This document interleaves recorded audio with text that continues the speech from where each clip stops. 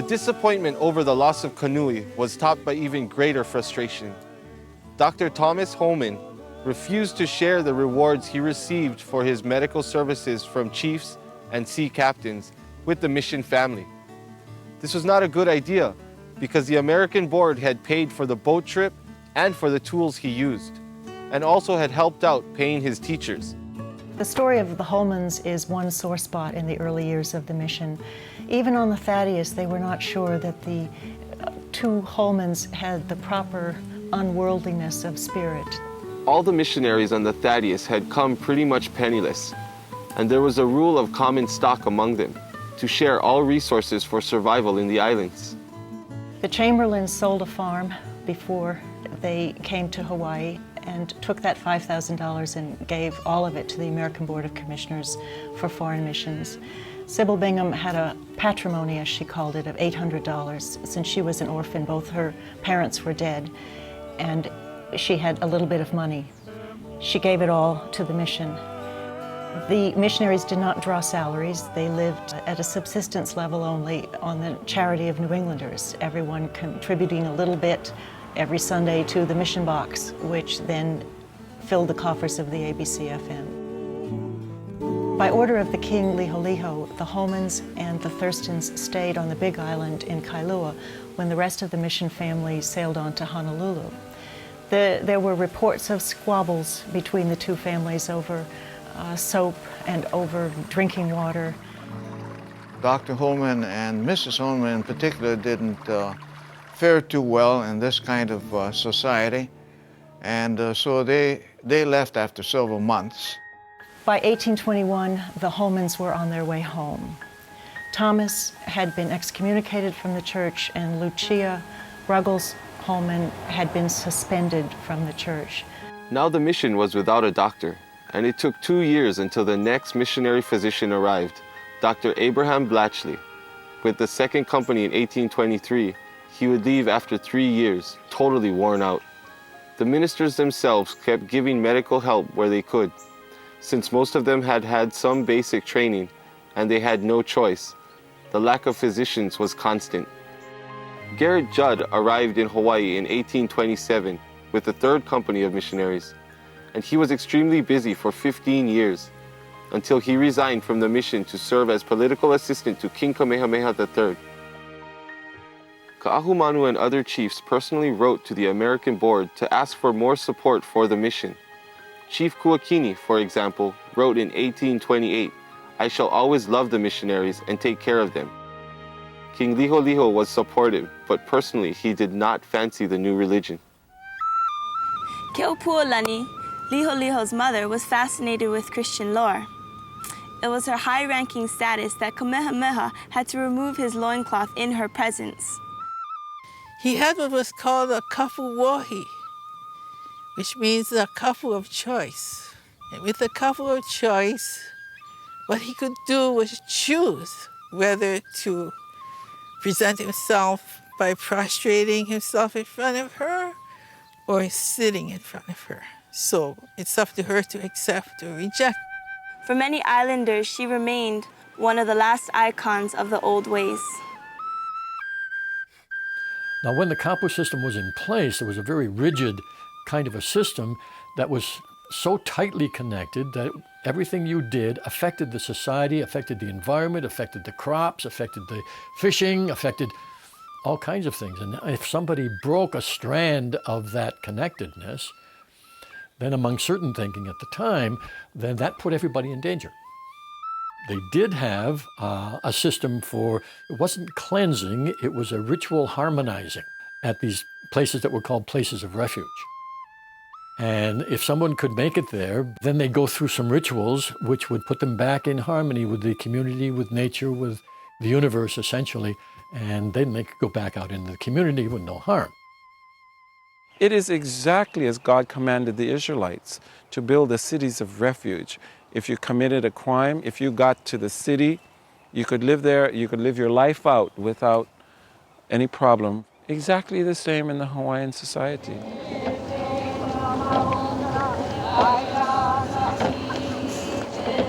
And again, it could be completely unintentional on their part.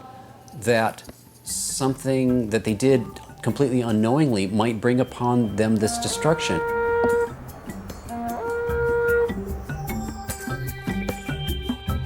Keopuolani helped to establish a Christian mission in Lahaina. She made friends with Reverend William Richards of the Second Missionary Company. He was the brother of James Richards, who had once hidden under the famous haystack with Samuel Mills Jr. when they had sworn to bring the gospel to the heathens. The mission stations near the new centers of commerce were sometimes attacked by very angry sailors who did not want to see their sex life restricted. Some openly opposed the ali'i who enforced the new laws. This place no more far. We're coming ashore. Touch one of my men and you're smart for it. And accused the missionaries of manipulating the chiefs. Throw in the jailhouse, you damn howley. But at the same time, the merchants were trying to do exactly that themselves. It was ironic that in the mid-1830s, even sea captains asked chiefs and missionaries for protection from the influence of alcohol. One letter to Ho'opili of Maui was signed by 18 ship officers who complained that their crew were drinking rum. Already in August 1822, Liholiho himself wrote a letter to a Tahitian chief which included the words, "I now serve the God of you and us. We are now learning the palapala. When I become skillful in learning, I will then go and visit you. May you be saved by Jesus Christ. Riho riho tamehameha elua." Although many ali'i became students of the Hawaiian church, Hiram Bingham wrote that in the early 1820s, not few in the nation were evidently hankering after their old idolatry.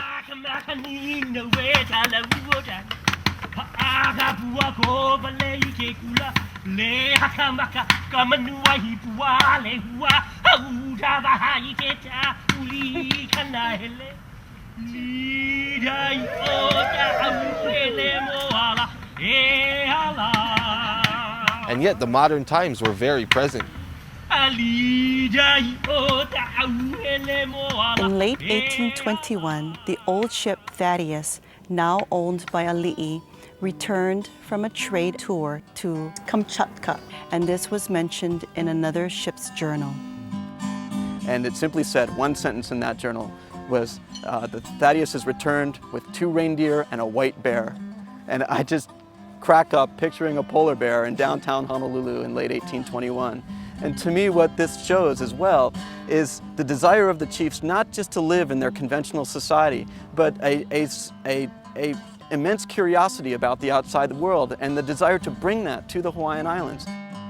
Keopuolani is said to have been the first Christian convert in the Hawaiian Islands in 1823, in about her mid-50s, when she was baptized on her deathbed. Missionaries feared an outbreak of ancient rites of self-mutilation and mourning, but upon Keopuolani's request, Lahaina remained quiet. Ali'i carried stones from a heiau to build a wall around her tomb at the first Christian burial ground on Maui at Waianae Church. When Keopuolani was baptized on her deathbed, many letters went home. Mariah Loomis, who is the wife of the printer Elisha Loomis, wrote home quite simply, "In her, the brethren have lost a mother and a friend." In the old days of Hawaii, there were many ways of dealing with the dead, depending on the rank and whether it was peace or not. Ali'i made sure to hide the bones of family members so that they could not be desecrated or abused by enemies. Human remains were found everywhere in the islands, in dunes, caves, lava tubes, and fields. Still, in the mid-19th century, whole piles of bones or human ashes were seen near heiau, together with the decaying remains of offerings. In times of warfare, the fallen fighters sometimes remained on the beaches and in valleys, and dammed the waters of rivers and creeks. They'd gone to war and all these people had died there, so they just left everything. The Hawaiians of that period didn't bother to even bury them. So it's the same thing on Kauai at Kioneloa. We used to go down there with kids. There are all these skeletons and bones just lying on the sand. So one day the pastor from church came and said, why do you folks have these skulls up here? So we explained. Those skulls were given as gifts from the Boy Scouts to my father. But from time to time, I used to hear my Uncle Artie go over there and scold them. Especially the first night they came in the house and made all this noise. He would say, why don't you folks cool it? I mean, you're out of the wind and the storms now, just relax. We always think, well, those are the spirits to which those 3 skulls belong, and this is why we took care of them.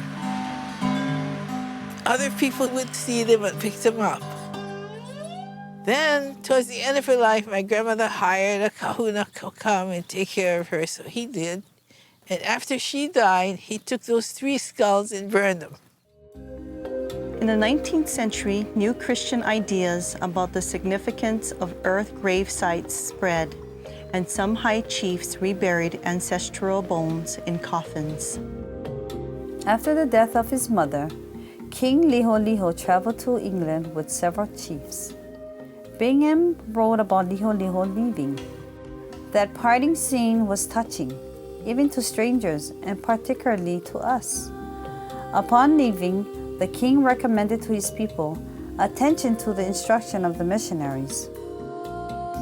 Soon after their arrival in Europe, his favorite wife and half-sister, Kamamalu, died of measles, and so did he. Chief Kekuanaoa later repeated the words of King George IV. Return to Kauikeauli and tell him that I will protect his country.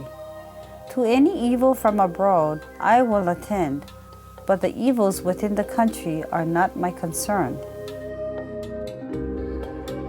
After Liholiho's death in his late 20s, Kamehameha's favorite wife, Ka'ahumanu, ruled alone. Because the new king, Kauikeauli, was only about 10 years old. Kauikeauli was the first Hawaiian king to be educated under the missionaries' presence. Some missionaries took their babies to the ali'i to be received more favorably, but they desperately strove to keep their children away from heathen influence. The missionaries needed to teach the completely untaught people, but once their own children grew out of this stage, they had no time to educate them further. They felt that they couldn't give their children the education they wanted them to have, so they'd send them home to relatives. It sometimes seemed to them that they had to choose between their children and the Hawaiians. The children of the missionaries who were sent back to New England were not always welcome back home, and some never saw their parents again.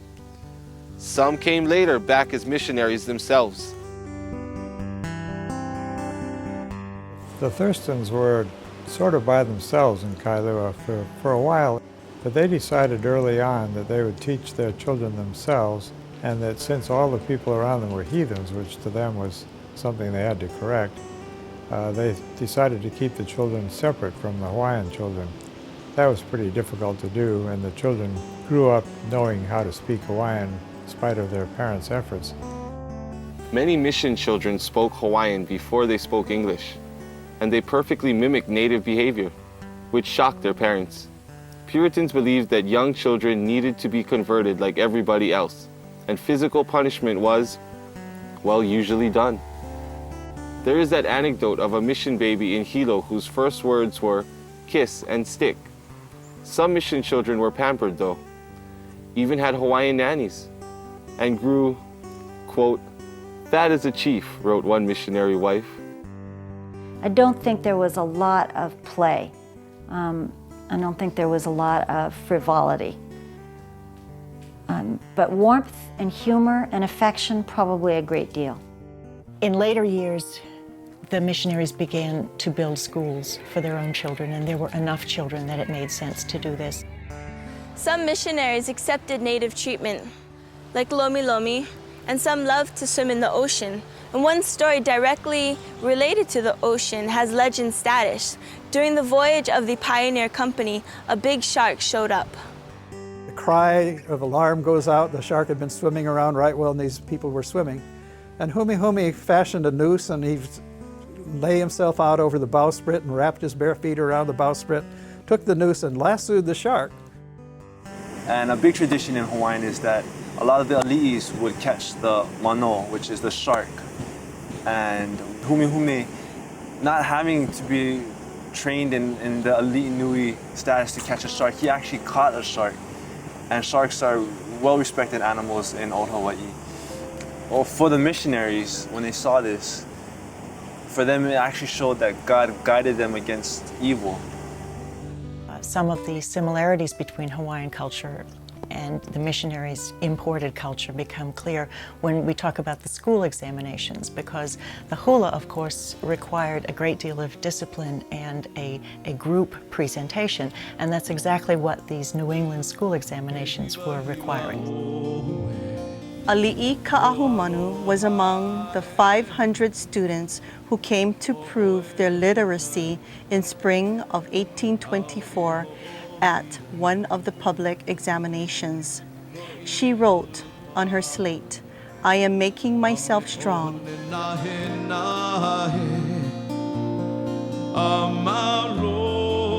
She was born about 1777 near Hana on the island of Maui, related to Major Chiefly Lines, famous for her intelligence.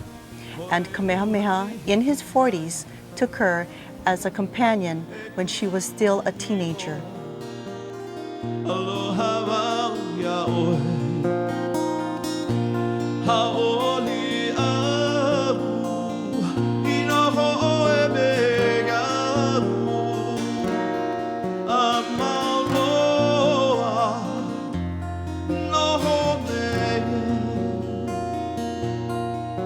She remained childless, but she raised Kamehameha's heir, Liholiho. She lived somewhat in isolation so that she could not bond with other chiefs and inspire rebellion against Kamehameha.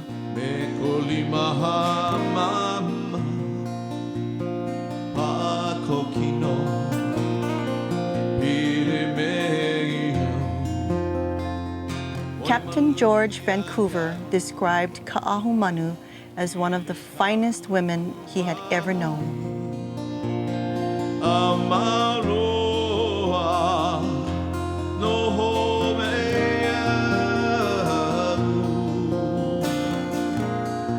Sybil and Kahumanu developed a very close relationship. Sybil names her 5th child, Elizabeth Kahumanu Bingham. Sybil refers to Kahumanu as a Christian sister in one of her journals, and she says that she never expected that she would have the pleasure of knowing her in this way.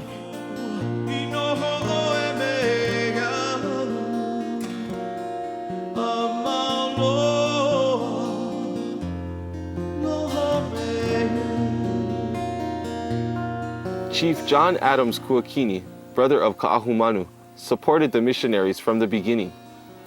But he also lived the old ways. He toured the islands, had the natives build large houses for him and his entourage, and they would eat almost everything available within a radius of several miles. He loved hula, lovemaking, surfing, and games. Already in 1823, he had a Protestant church erected in Kailua, a simple thatched building, the oldest predecessor of today's Moku'aikawa Church. Heiau, the places of worship and the idols were all destroyed. More recently, of course, seems to be a resurrection of old pagan ideas. Of all of the natives that returned on the Thaddeus, I could find nothing written negatively about Honoli'i. Ironically, Honoli'i almost didn't make it back on the Thaddeus. The teachers didn't feel he had enough education yet. However, he fell severely sick in New England while the mission was being prepared, and the board decided to send him back to Hawaii basically to save his life. But Honoli'i, after his return, was perhaps the most athletic of all the Hawaiians who came back. He had a strong tie with nature. He cut trails through the Big Island and roadways. And he's the one who led people up to the top of Mauna Kea and to Mauna Loa to see the volcano. Honoli'i was respected by Hawaiians and foreigners alike. He was a trusted teacher of Kauai's king, Ka'umuali'i.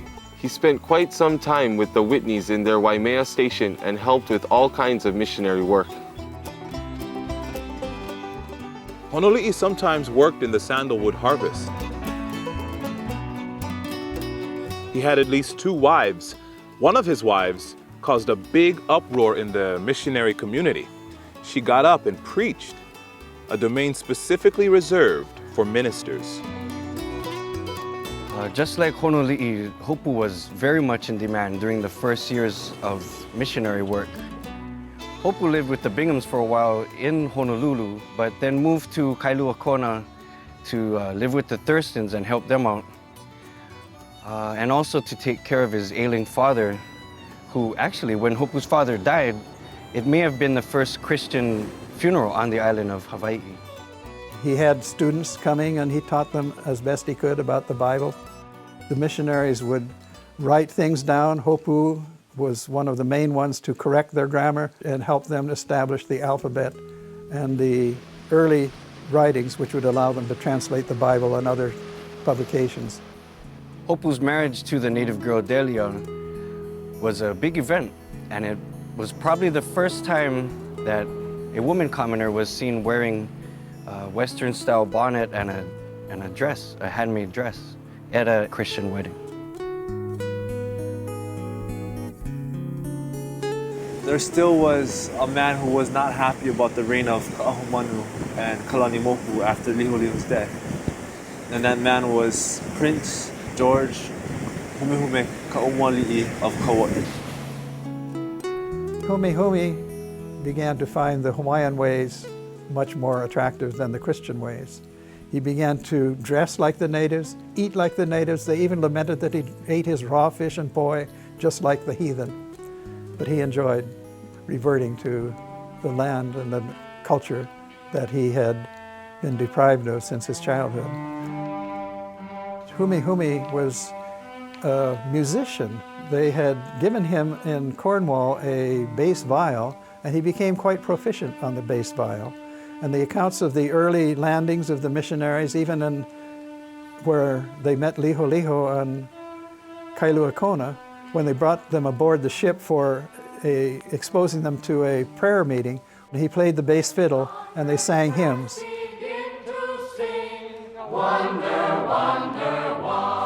Soon after Humihume arrived to Hawaii, he saw that it wasn't going too well.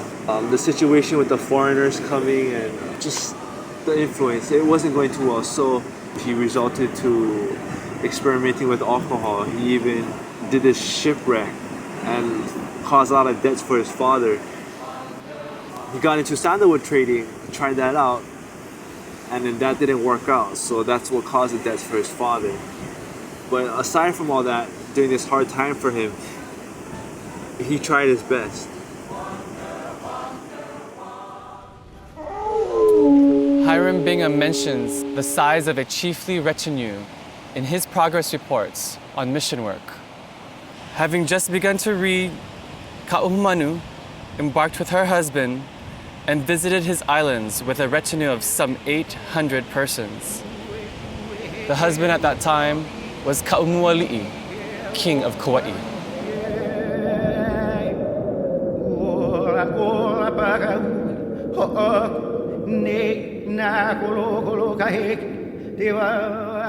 Although he was taken from Kauai and married to Ka'ahumanu, Kauai's king, Ka'umuali'i, accepted his role as the partner of this powerful woman in Christian spirit. Ka'ahumanu also took his son and Humihume's half-brother, Keali'i Ahonui, to be her husband, which did not exactly enthuse the missionaries. Even though Humihume's father, Ka'umuali'i, was a very, very strong Christian, Humihume never ever converted to Christianity. missionary wife, Mercy Whitney, reported that she saw Ka'umuali'i and his wife, Kapule, stand waist deep in the river with their books in their hands, studying their lessons. When George Humehume returned to Kauai, he was at first very supportive of the mission and tried to help them, bringing them gifts of food and supporting them any way he could. He wrote to Hiram Bingham that it was his heart's desire that the mission should prosper. Ka'ahumanu sent a letter to Ali'i Kamamalu on Oahu asking for 800 books. We are much pleased to learn that Palapala, by and by, perhaps, we shall be akamai, skilled or wise. This chiefly visit immediately brought Ruggles and Whitney, who at the time were stationed in Waimea in Kauai, 300 students, and a little Hawaiian teacher, William Beals.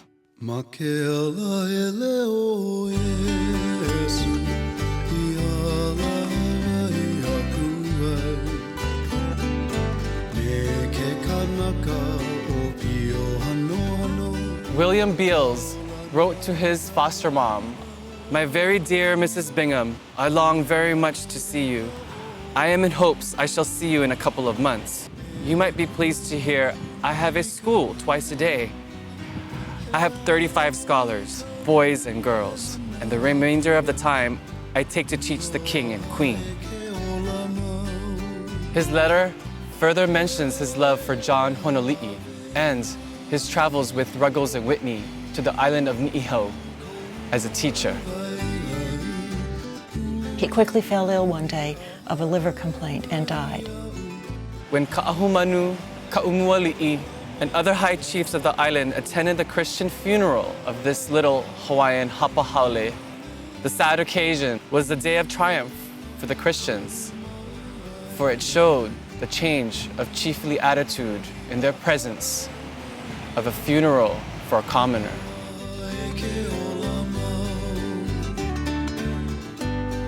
When King Kaumuali'i of Kauai fell sick and died, the Christian community suffered another severe setback. It was noticed that once the king of Kauai was gone, many people of Kauai did not take the Christian instruction seriously anymore. For a while, it was really as if they had just followed their ali'i. But for their personal interest in Christian education, it took them a while to develop that.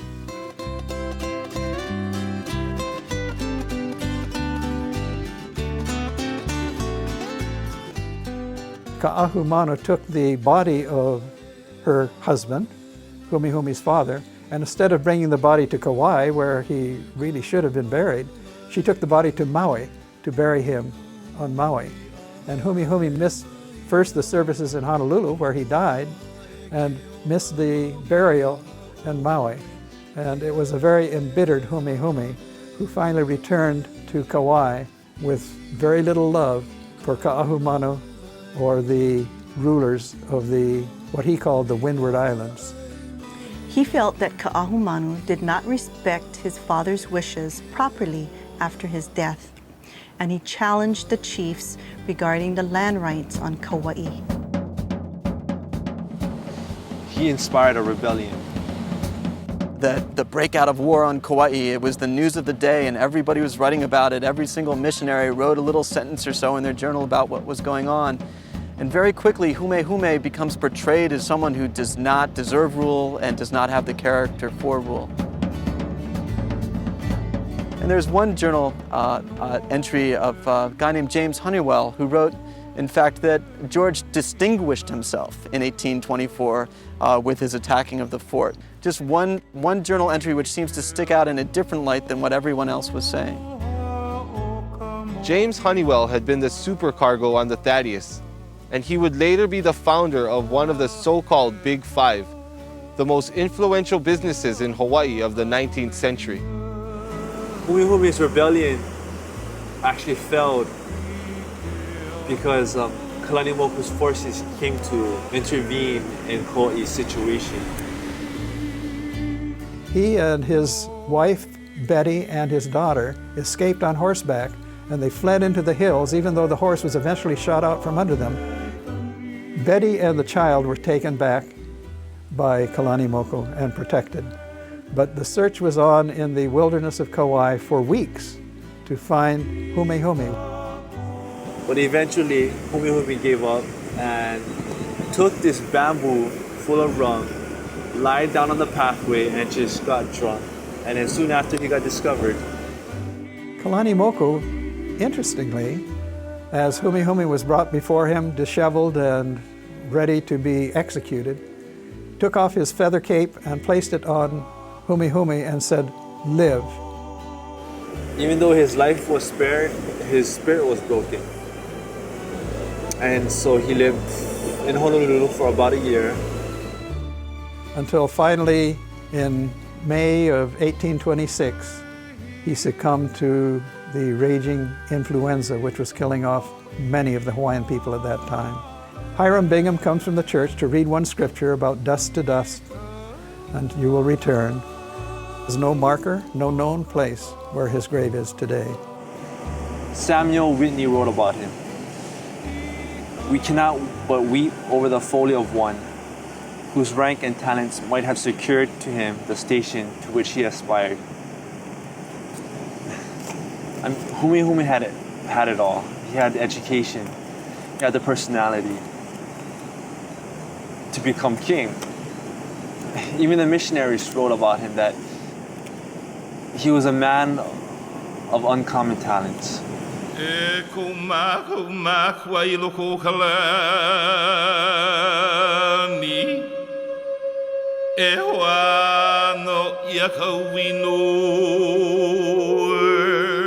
For me, God is this universe.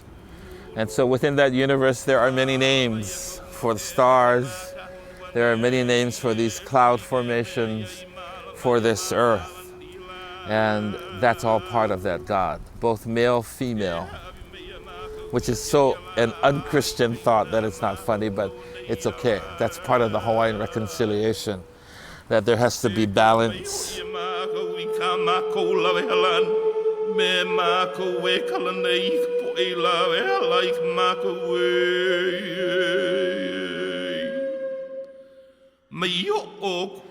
What happened in the middle of the 19th century when all of the people who knew the family secrets died within a couple of weeks of the measles, of the smallpox? There's a tremendous breach in Hawaiian culture. As much as people have tried to reclaim it, to resurrect it, to revive it. Native in Hawaiian means to be born in a place where you have nativity, because that's your natal beginning, being tied to the cord which your placenta is part of, which comes from where? Your mother. So in Hawaiian thought, you have three such piko, not just to the placenta or your navel. One is here at the top of the baby's head when it's born, called the fontanelle, the soft spot, when the person's body is erect, so that your piko here, the center, is pointing upwards to where your sky father is, wakea, space, and the light, the world, the owl that you see when the sun comes up. There's a third piko. That one is in the genitalia, in the ability of the person to reproduce its own kind. So one of the other words we have meaning native born is oiwi, of the bone. Whether you're of the blood or not of the blood, the human skeleton will always outlive the blood.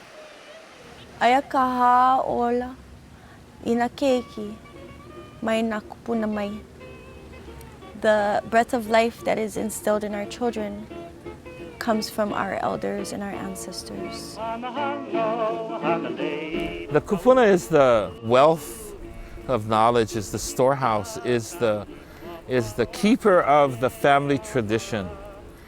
And the function of the kupuna in the old, they were the teachers.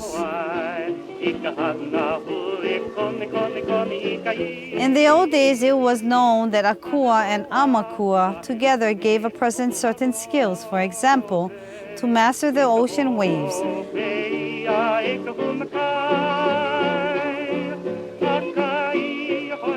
Surfing actually originated in the form that we know it now in the Hawaiian Islands. It's known that surfing was done to a lesser degree in other parts of Polynesia, but probably it reached its highest level of development here.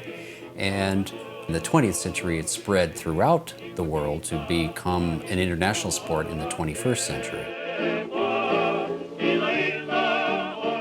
There are stories of gods or goddesses surfing as well. And in Hawaiian culture, gods and goddesses frequently indulged in very human-like activities. And so it was through that connection also that we see that surfing has an ancient tradition in Hawaii, and it was done by all people.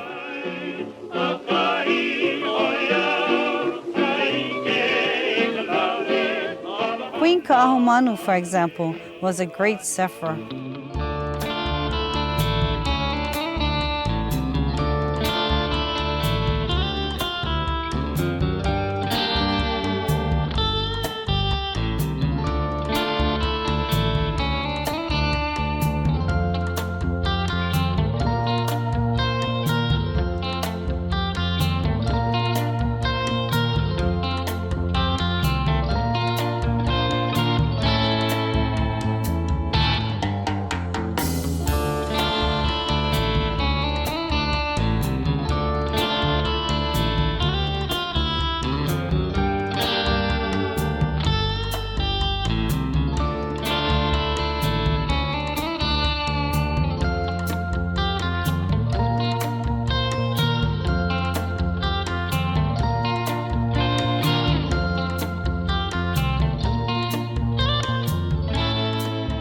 You know, the missionaries came from a Christian world, and anything outside that world was superstition, was paganism. And yet they were doing things that maybe another culture would have considered somewhat similar.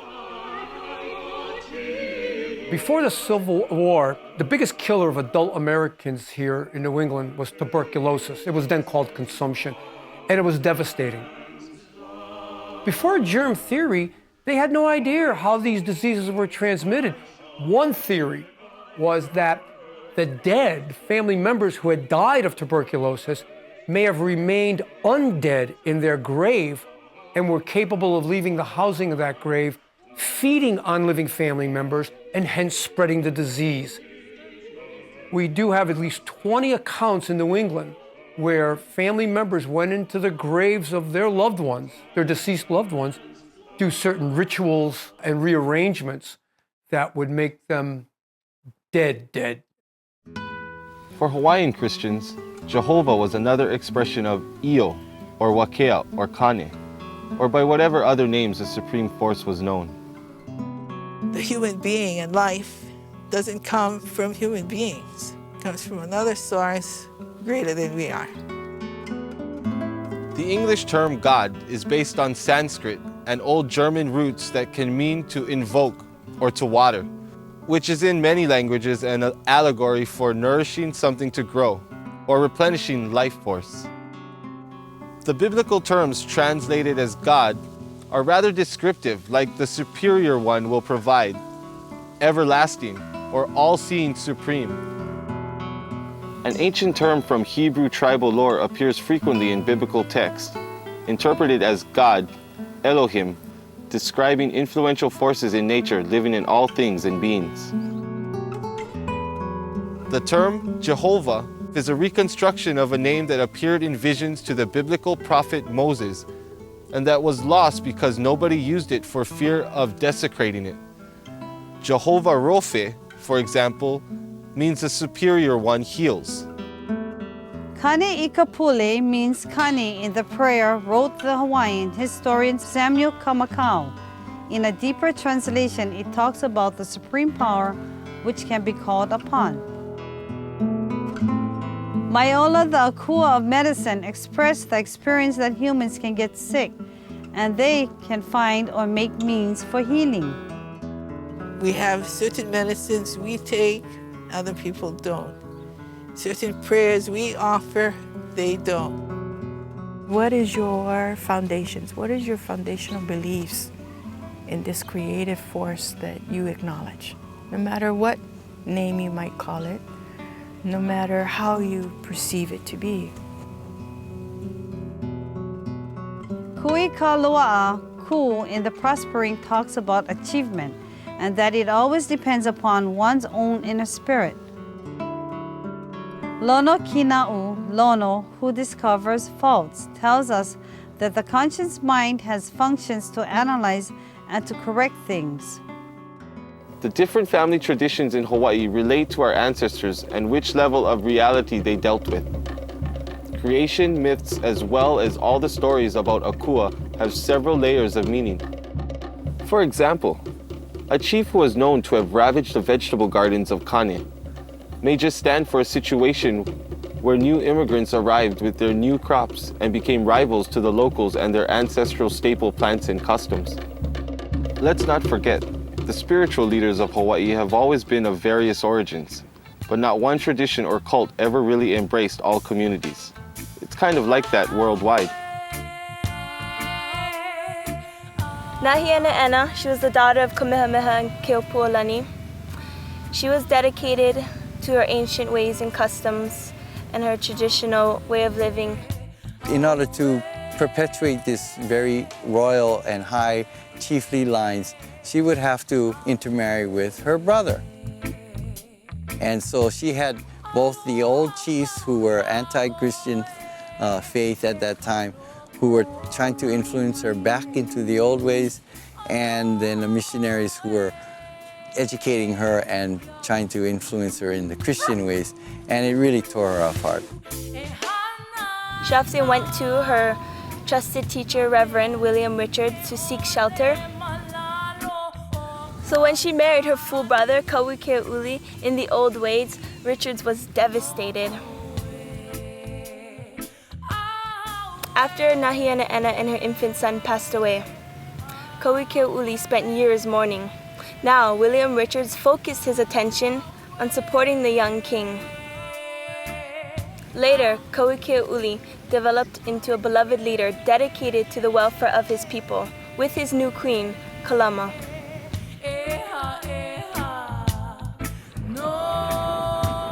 It was the missionaries' most embittered fight to rein in what they called adultery. There was a saying that you could hang up your conscience when you rounded Cape Horn. And for sailors who were stuck on the hellish ships and passages through the Pacific, they were thrilled to get to Honolulu and find that there were women available for them. The word ai, it means to eat, it means to control. And it's spelled okina, that's a glottal, ai. But the word ai without the okina means to make love. In the West, sexuality is really sacred. And your parents will tell you, you should not have sex unless you've gone to a sacred house with a sacred person saying sacred words over you. And eating is quite free. You can eat with anybody you like. Men and women eat together all times a day. It's really, from the Hawaiian view, quite shocking.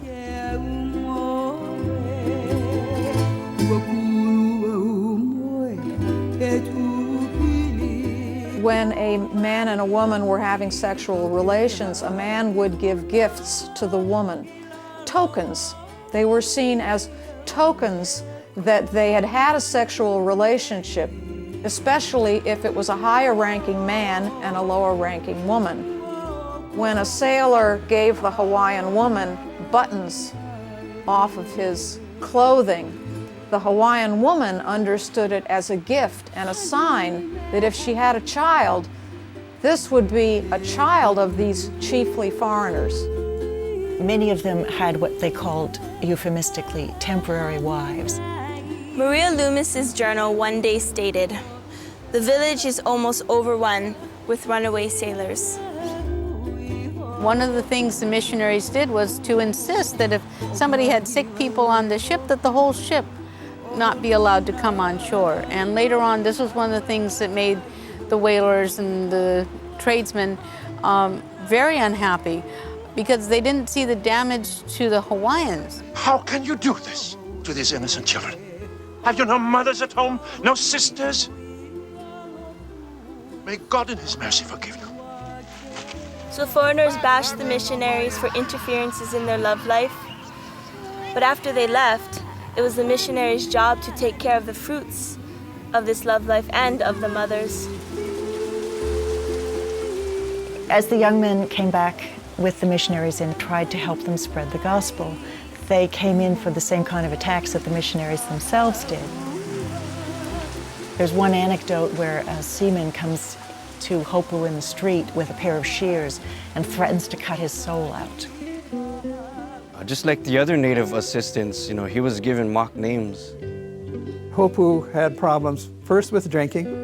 He did suffer from intoxication once in a while. And then he was found in adultery, violation of the 7th commandment, as the missionaries had it. And the punishment for adultery at the time he was discovered was interesting because he was put in jail for it. He must have been torn between the two different lifestyles, between native Hawaii as well as New England, which are two entirely different lives. At the time, a person convicted of adultery had to pay a fine or work in road construction for several months. Ali'i Kapiolani had roads built in the Big Island with the help of these sinners. It was hard for Hopu to relinquish the Hawaiian spirit that he was born with, that he lived with. He struggled with the flesh, and he gave in from time to time, but he always in the back of his mind retained that idea that he loved his Lord, he loved his church, he loved his religion. Tied to their habits, some missionaries would rather eat old flour, beans, salted dried beef, and sea biscuits than fish and poi. Others, however, learned to love native food, and famines struck missionaries just like the natives. I grew up eating poi. As a baby, I ate poi. I eat poi to today. I fed my children poi. It's something that has been become known as the staple, our poi. But traditionally, it was more aipai. It doesn't become poi until it's watered down. Lucia Holman seems to have had a harder time adapting to life in the islands than some of the other women. She says even the fruits and vegetables taste heathenish. The nose flute was banned with the coming of the missionaries because of their misunderstanding of many things. When the missionaries saw the Hawaiian man playing the nose flute for a Hawaiian woman, they observed that the Hawaiian man and woman would always get together, so you know how it is, score. And they labeled it as an instrument of seduction. The nose flute is an instrument of sincerity and purity, which expresses your soul in a very clear way. My breath is my essence. As I express my essence through my nostril, I cannot hide nothing because there's no lies that can be told through my nose.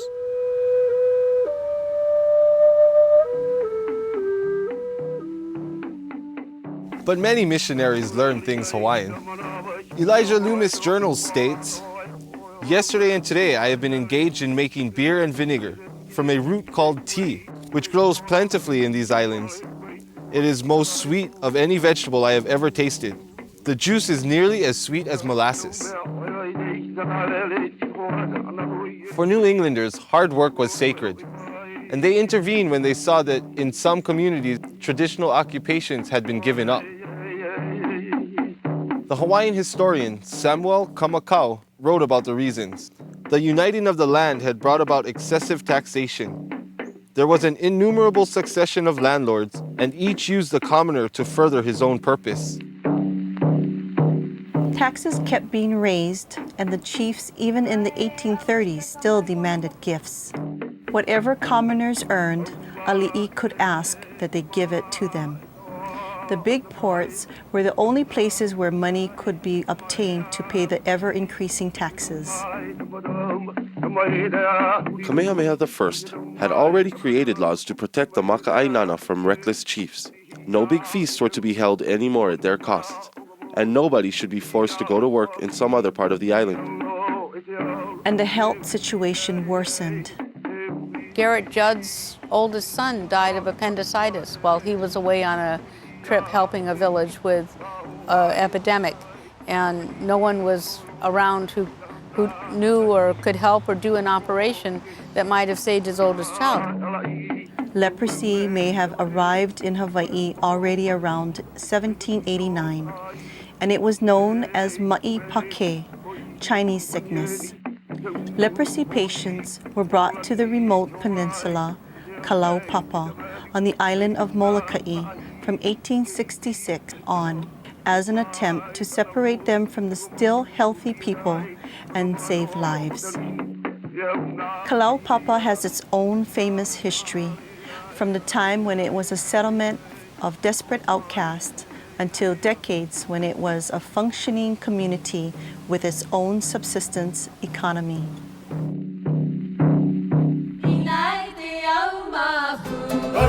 Missionaries wrote down everything they saw. When they watched hula performances, they recorded descriptions that would later give valuable insights to the old ways. Hiram Bingham described the excellence of the Hawaiian crafts, from canoe building to cord making and anything related to Hawaiian cultures that he got to witness.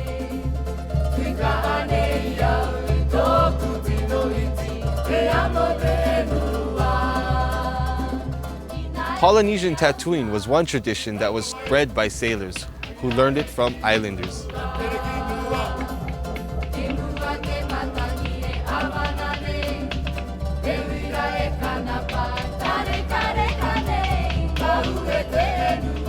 Patterns that we find in Hawaiian tattoos are also found in Hawaiian bark cloth.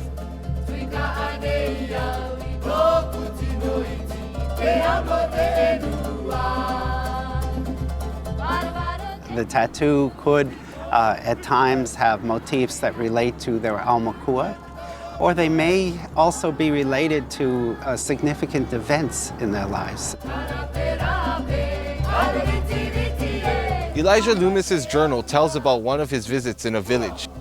When I arrived here, about 200 persons were assembled to witness a dance, performed by 3 or 4 females fancifully dressed with 20 or 30 folds of elegant tapa around the waist, a string of dog's tusks on each wrist, and a bandage to which was affixed loosely a great number of dog's teeth around the ankles. There were 5 or 6 musicians who sung with all their might, beating at the same time upon calabashes.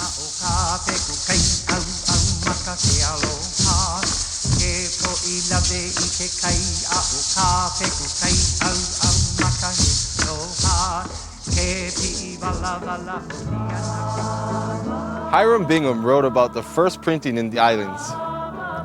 On the 7th of January, 1822, we commenced printing the language in order to give them letters, libraries, and the living oracles in their own tongue.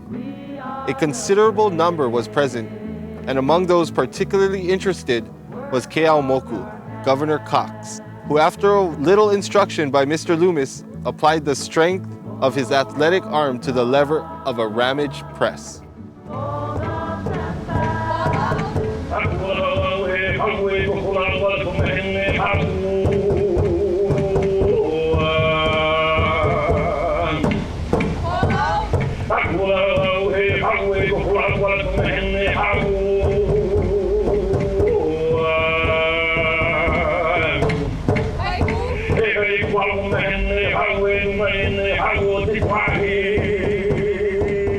Not even Bingham condemned the dances.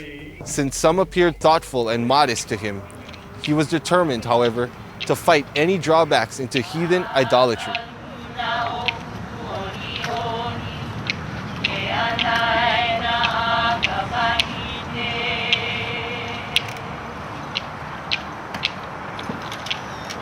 During that time, hula schools often competed with Christian schools for students.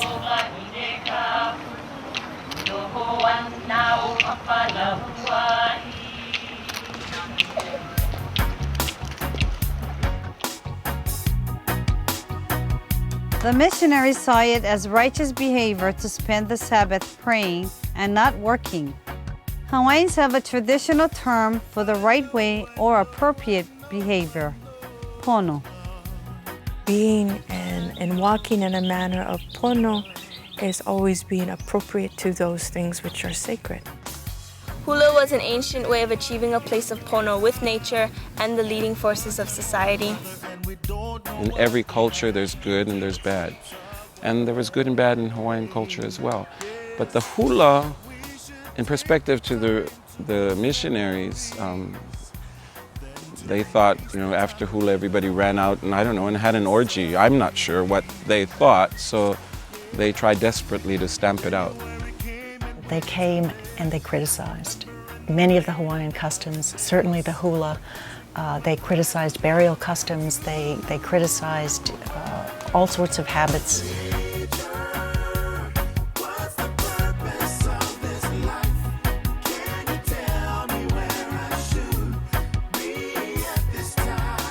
It's important to see that they were condemning behavior and not the person. The catchphrase is that you hate the sin and love the sinner.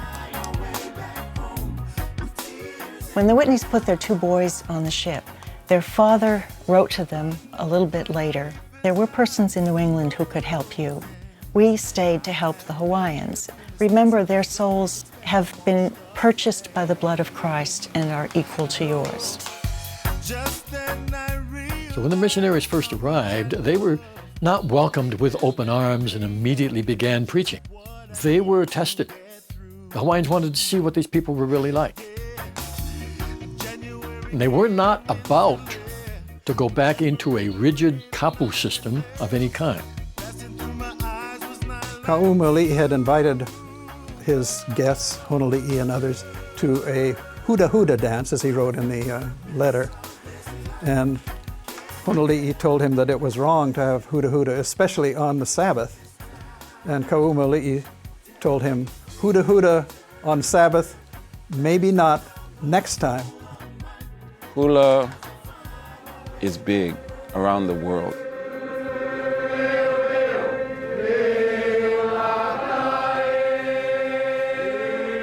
Hula is an international language.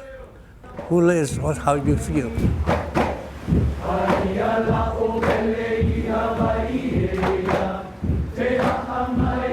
This is the only dance in the world that's done all over the world. It's the hula.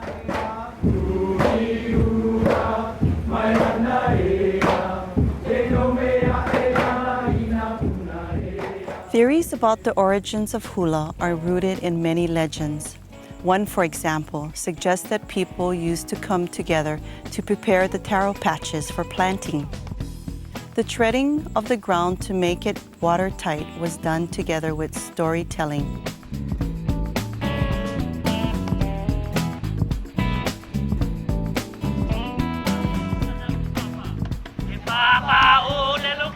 Others believe that hula was born on Molokai, but in fact, many varieties of dance always existed in the islands.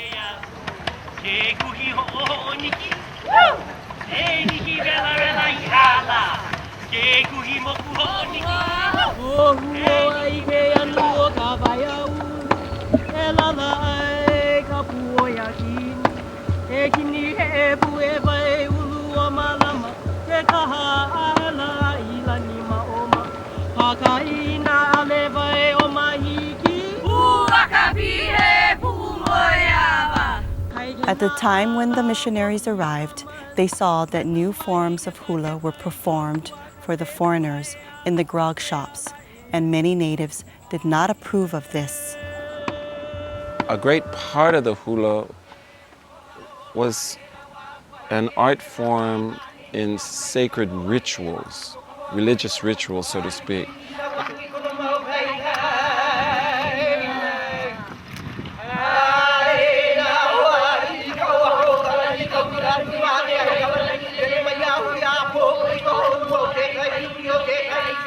In those days, you left your life for years at a time and did nothing but eat, sleep, and drink hula. And at the end of this process, then you graduated, and a very private ceremony and then a public presentation where the dances came out.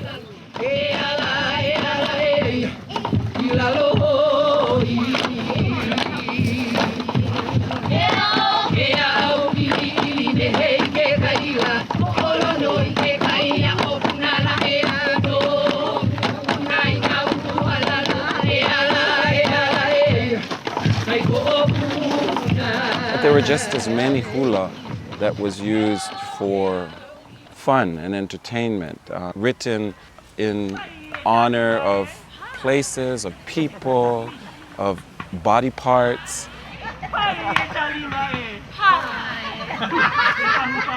The hula of today, especially the modern hula, it is an evolvement of what was Hawaiian.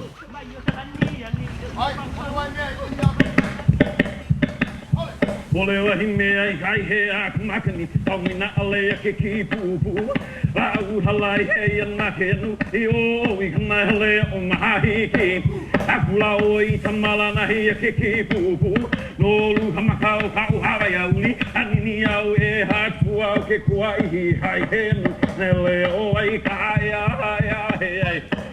I have a student that wants to come and say, dance hula, I'll ask them a couple of questions. And one question is, so why do you want to learn hula? Are you here to perpetuate it, or are you here to experience it? And many times the student will look, well, okay, what's the difference? I'm going to learn your tradition, and so that's perpetuating it. The difference is the intention. Because when a person comes to experience hula, meaning they want to know what it's like to dance and have your body move in such a way, or to chant, or to learn about these stories, if you're here to experience it, it's for yourself. You want this knowledge so that you understand what it's like. But if you're here to perpetuate it, it's to bring forth all that was, to honor that, respect it, apply it to yourself now, so that it can continue on to the generations to come. Hula has something that a good portion of the world seeks. That something is aloha. They just don't understand that. Aloha is connected to hula in such a way, they're inseparable. Hula has been the venue that has kept our culture alive throughout the years after the overthrow of the kingdom. People that have taught me, encouraged me to teach, it's trust that it's going to work out okay.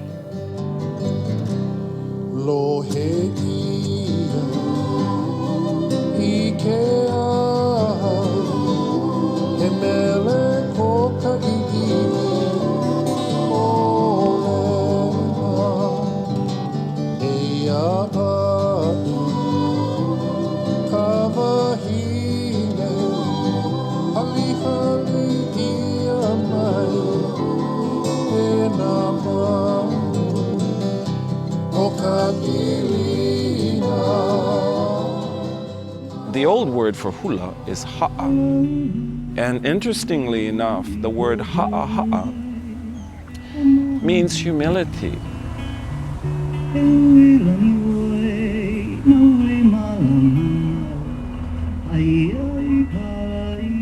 Aloha is for me about being humble and being okay with that.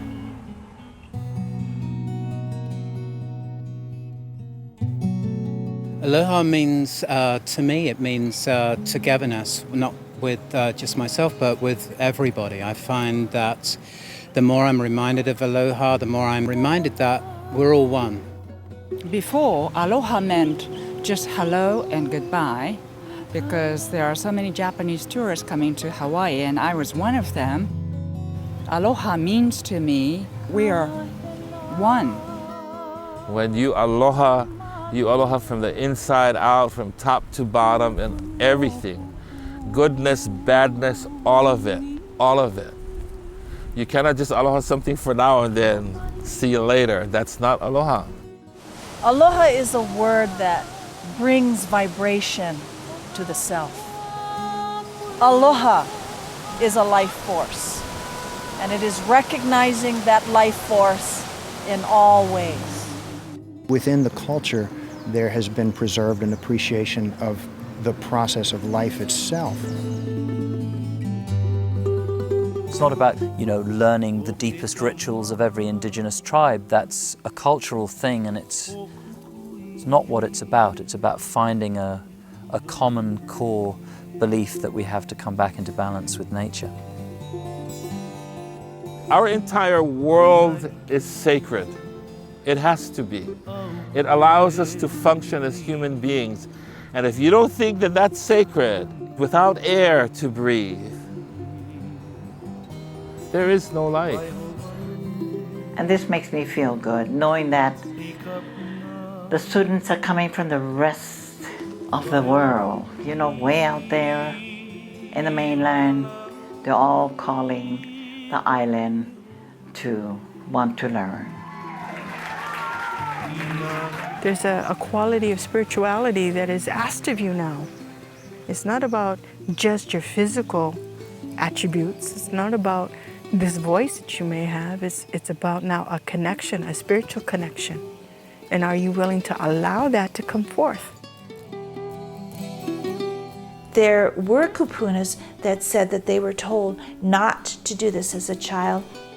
In many ways, this is very similar to the hula and to the Hawaiian language. There were many things of their culture that they were asked not to share or to do anymore. And perhaps now the time has come where people are beginning to want to bring back many of these cultural practices.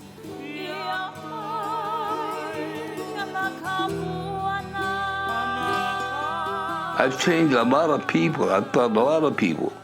Some of them have their own studios right now, and they always can say they've learned from. I don't say I'm the best in the world, but I'm hard to beat.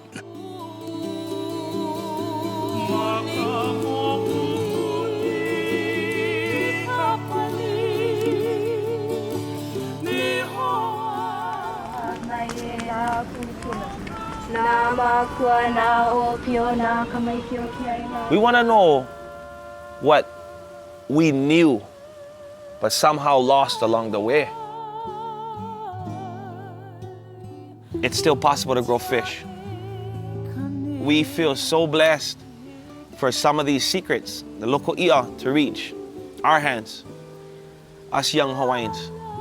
Because when we were growing up in school, fish ponds, aquaculture was not an option. Most of my songs are about Hawaii, about growing up in Hawaii, about a feeling that I have for this place or people. And I thought that that would be the way that I can give back some of the culture that I missed. But we really need to educate one another about this land. This is Hawaii.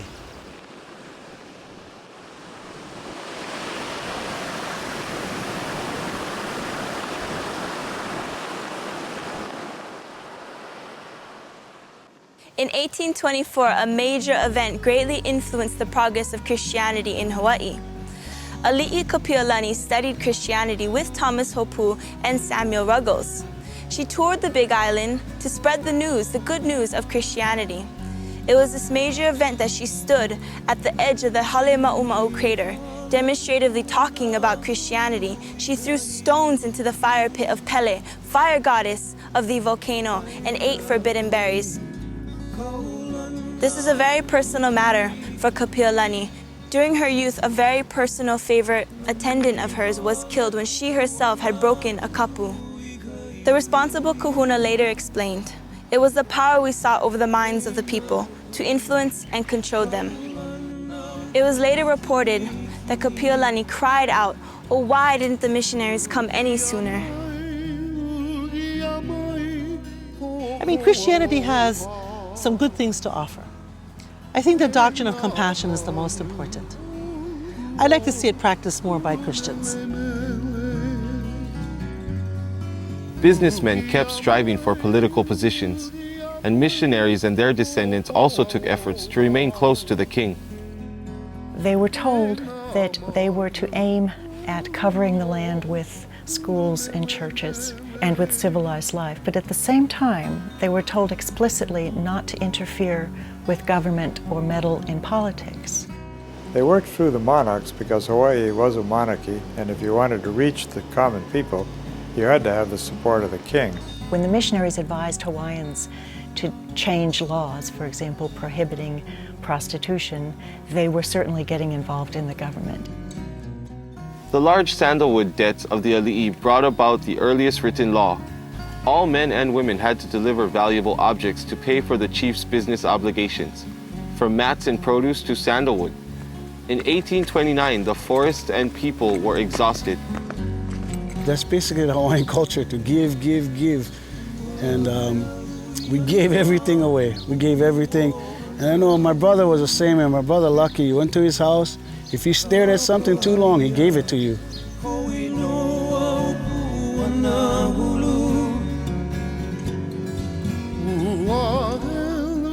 When in 1829, the chiefs around Ka'ahumanu enacted a criminal code against things like ship jumping and all the crimes of the civilized world, some foreigners complained at their governments.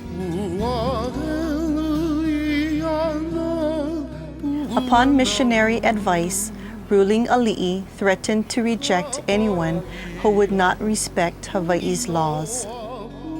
Called Dumiki by the natives, the printer Elijah Loomis worked tirelessly in his printing job on an old ramage press, creating palapala.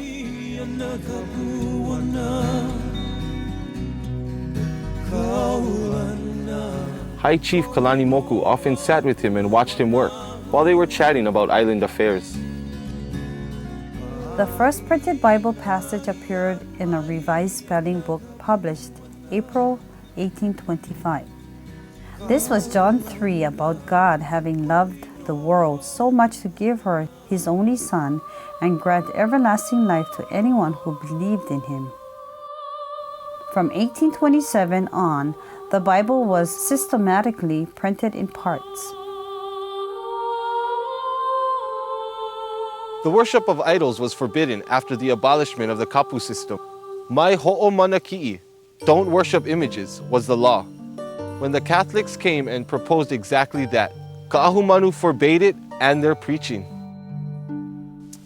The French John Alexis Bachelot came with the title of Apostolic Prefect, Governor or Commander of the Sandwich Islands, given to him by Pope Leo XII.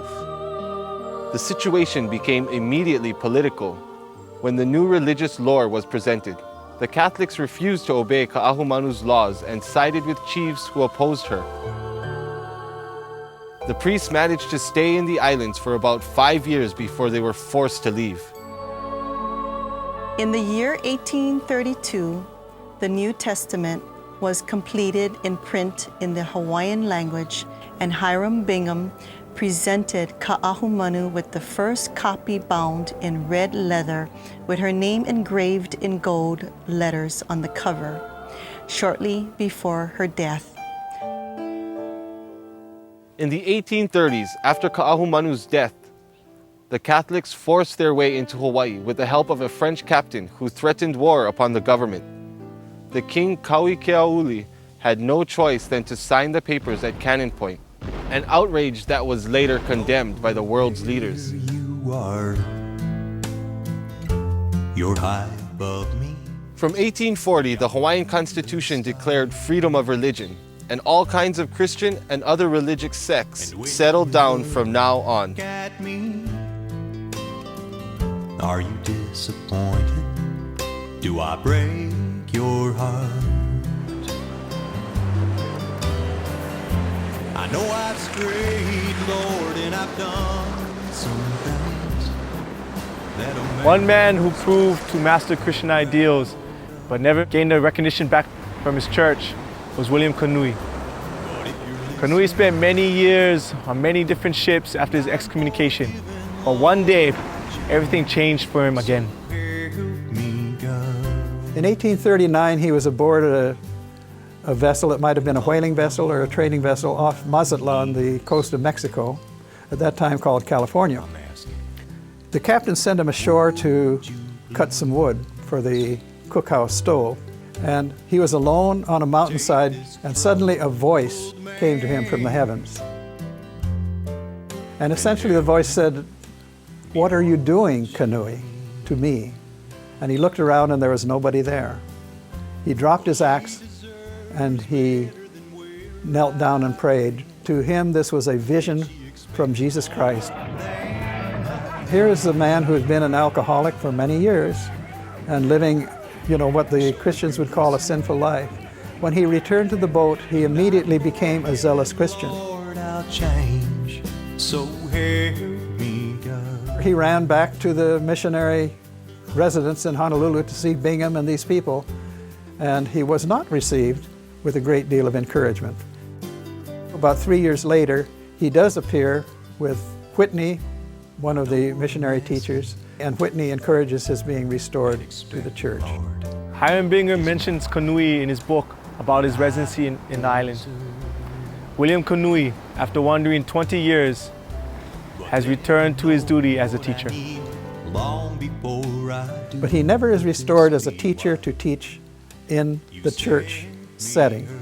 Instead, Kanui opened a small school in the plains of Waikiki. For about 25 cents a week or so, parents could bring their children to learn English. He used the Bible, English grammatical texts, as well as taught them arithmetic for many years in the 1840s. Unfortunately, the school had financial troubles. And Kanui, upon hearing that gold was discovered in California, he decided to try his luck elsewhere. Damon, the minister of the Bethel Church, or the Seaman's Bethel here in Honolulu, traveled to California to visit the natives who were in the gold fields. He found Kanui operating a restaurant in Sutter's Fort at that time. Kanui later on did go into the gold fields, and he was successful. Over the period of a few years, he amassed what was in those days quite a fortune, about $6,000 in gold. Someone in San Francisco, while he was waiting for passage home, persuaded him that it was a danger to keep $6,000 in gold bullion or cash or however he had it, but to deposit it in the bank where it would be safe. Just a few days after he made the deposit, the bank went bankrupt. He lost his entire fortune. Kanui became a boots black, one who shined the shoes of businessmen. He also was a junk man, a rag picker. In spite of those jobs being belittling, at least that employment gave him the opportunity to have the Sabbath free. He became a fixture in the Seaman's Church in San Francisco. But there's a bigger problem that Kanui had to face. He's beginning to go blind. And finally, towards the 1860s, he becomes totally blind and too much of a burden on the church to take care of him. William Kanui died in Honolulu in 1854 at the age of 64. Kanui's last wish to return home had been fulfilled by missionary Samuel Chenery Damon, the husband of Julia Mills, who was the granddaughter of Father Mills of Turingford, the one who had baptized Henry Opukaha'ia. Henry's best friend, Samuel Mills Jr., was Julia's uncle.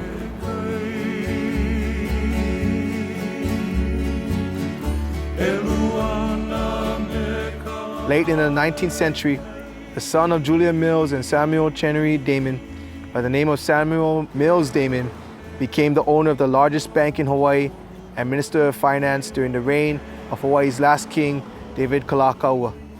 He was known to have loved Hawaii like his great-grandfather, and his uncle had loved Opukaha'ia and his friends in New England. There were many Hawaiians who were educated in New England and came back with the missionaries. Their stories may not be as well known, but their names are mentioned in the records. George Sandwich Nalimahauna also studied at the Morris Academy and the Foreign Mission School. He came back to Hawaii between the first and second companies of missionaries on the ship Paragon in 1823. Nalimahauna is mentioned in the records of the mission school. Sandwich is industrious, makes good improvement, and adores the Christian character. He served on Kauai for some years as a teacher and interpreter for the Whitneys and Ruggles. In 1832, he was seen supervising the construction of a house for the king. Hopu was never installed as a Christian official, though he is recorded in a lot of the missionaries' journals during the first couple decades of missionary work as helping out with pretty much every task conducive to missionary work. After hearing about the newly discovered gold in California, he embarked on a ship bound to California where he met William Kanui, who had the same ambition, the same idea. He also is spoken of in a letter by some Hawaiians who wrote back to their pastor in the islands that among the Hawaiians in Sacramento are some of the old teachers, including Hopu. But they say in this letter that Hopu drinks, and he encourages the other people to drink. He says that drinks is a haole medicine, and it will help you with your disease. It is not in vain, they wrote, we are not ill. And actually during the voyage of the Thaddeus, a certain amount of alcohol was rationed, was put aside for the health care of the Hawaiians. Many of the Hawaiians died and lay in unmarked graves in the various gold rush communities. According to some sources, Hopu's tracks are lost in the gold fields of California. But on the other hand, there is a place on Maui.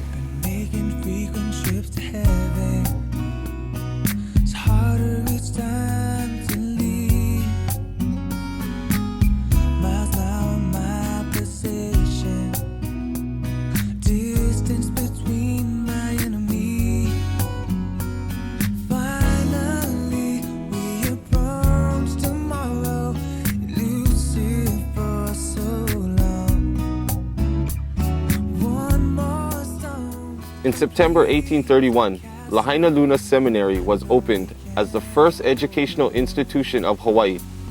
It was here that a great collection of native knowledge was founded by missionary Sheldon Dibble.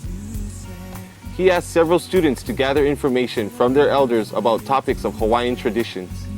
Samuel Kamakau, later a famous historian and writer, was one of the students who created this collection, Mo'olelo, Hawaii. One who had been very instrumental in bringing literacy to Hawaii was John Honoli'i.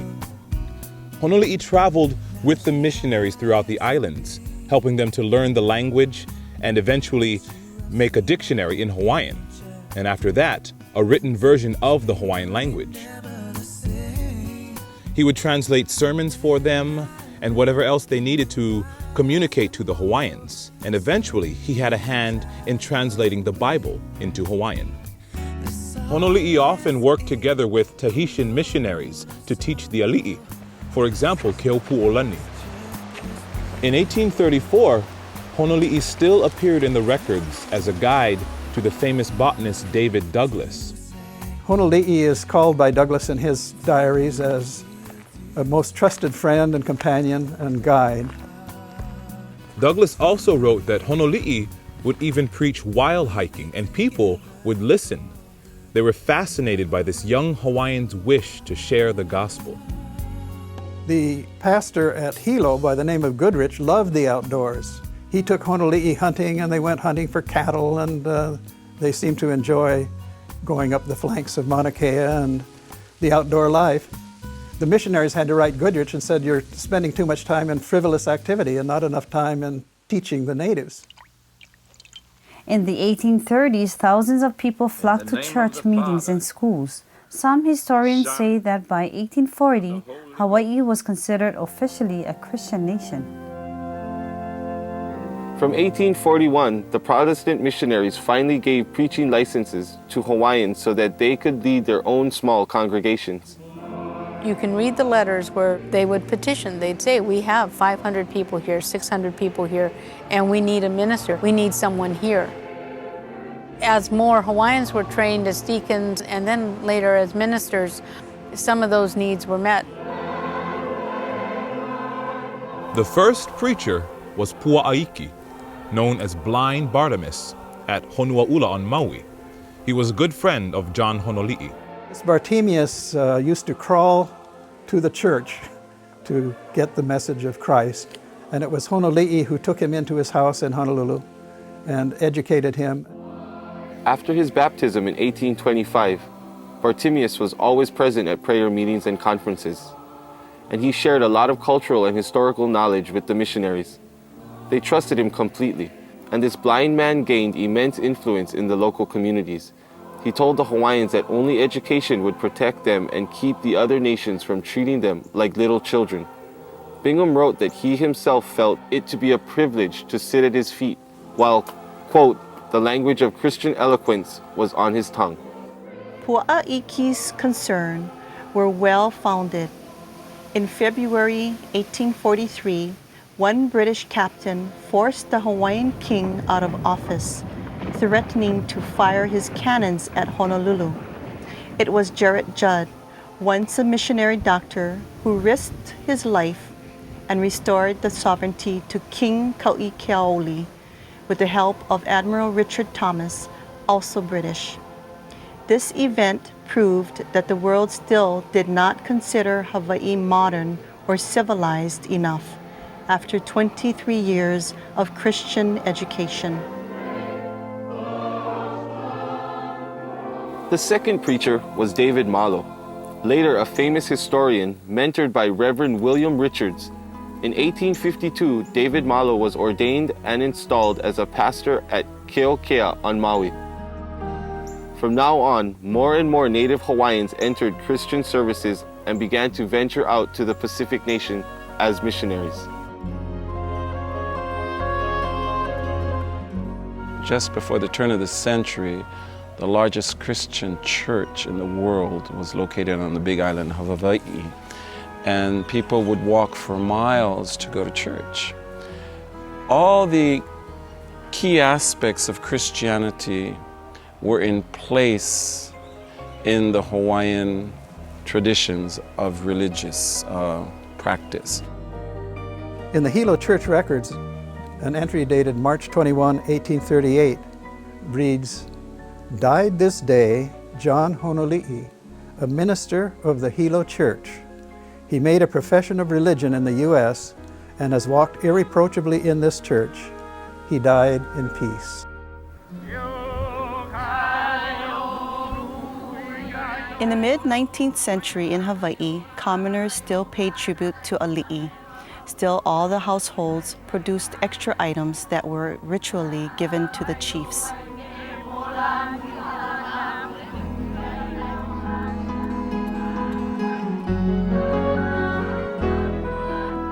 The first Hawaiian newspaper, Kalama Hawaii, was printed at the Lahaina Luna High School in February 1834.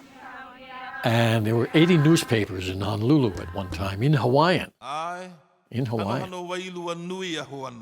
We all change, culture changes. But if it changes too fast, then that can have detrimental effects on the culture that's changing. And I think with Native Hawaiians, they changed too fast, and they weren't ready for it.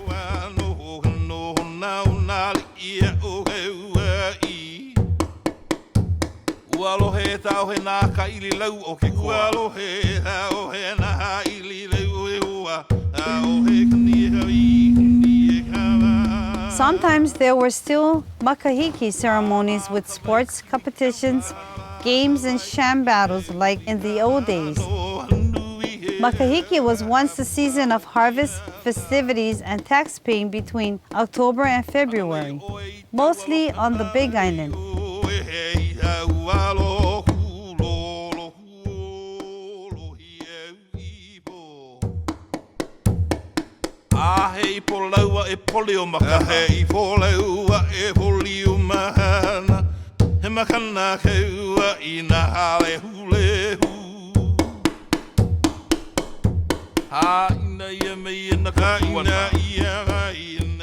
Hawaiians of old had great love for board games, guessing games, hiding games, or games that were similar to bowling.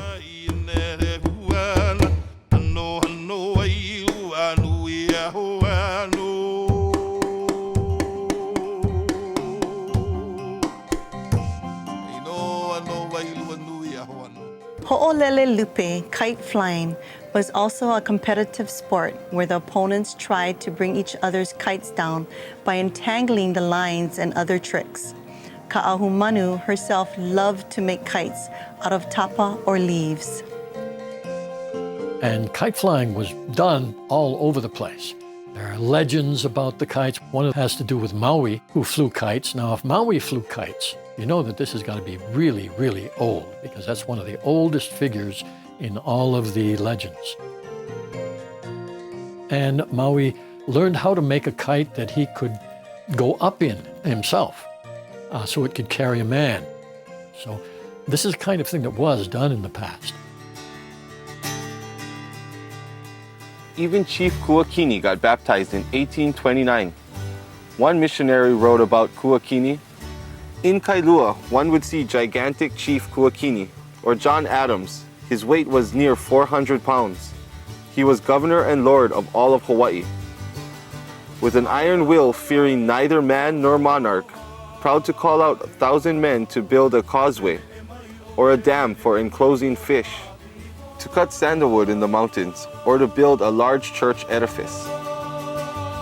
Kuakini started a cotton growing and weaving business in 1833, and he even planted and used tobacco, very much to the missionaries' worries. Some ali'i were extremely serious about education.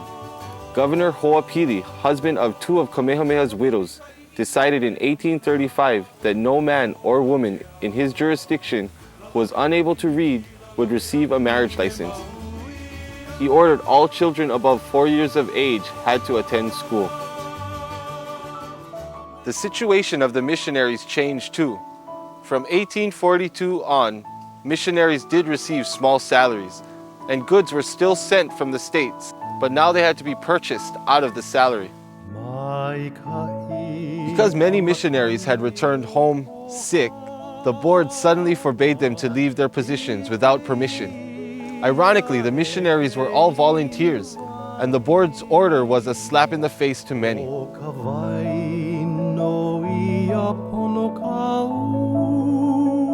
In the 1840s, the people's rights to remain on the land was not guaranteed by their allegiance to the chiefs anymore. Land was sold or leased to foreigners and other chiefs. The motivation to follow traditional planting activities reached a low point. Very often, hungry people would flock to the missionary stations. Whole areas of the islands were deserted, and the elders who remained there often found no family members who would study old traditions from them. The ancient ways seem of no value compared to the modern things. Parents wanted their children to learn English to be able to work in the new society.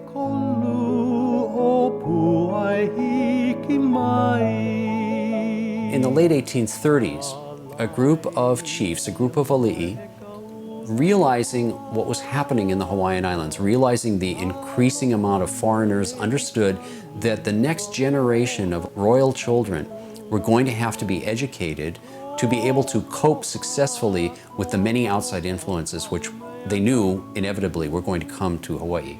And so what was called the Chief's Children's School, or the Royal School, was started, and it was run by the Cooks, who were an early missionary couple.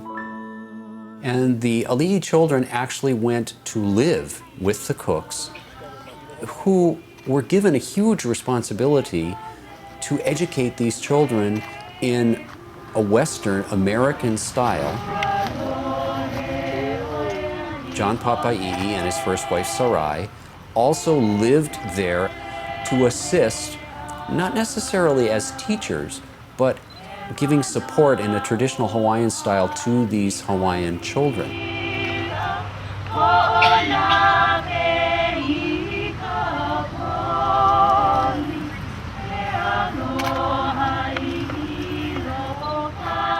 And the two of them, two families, raised these children in their own home, had them make their own beds, did the cooking and so on, sewing, taught them all of the domestics, as well as how to be future kings and queens.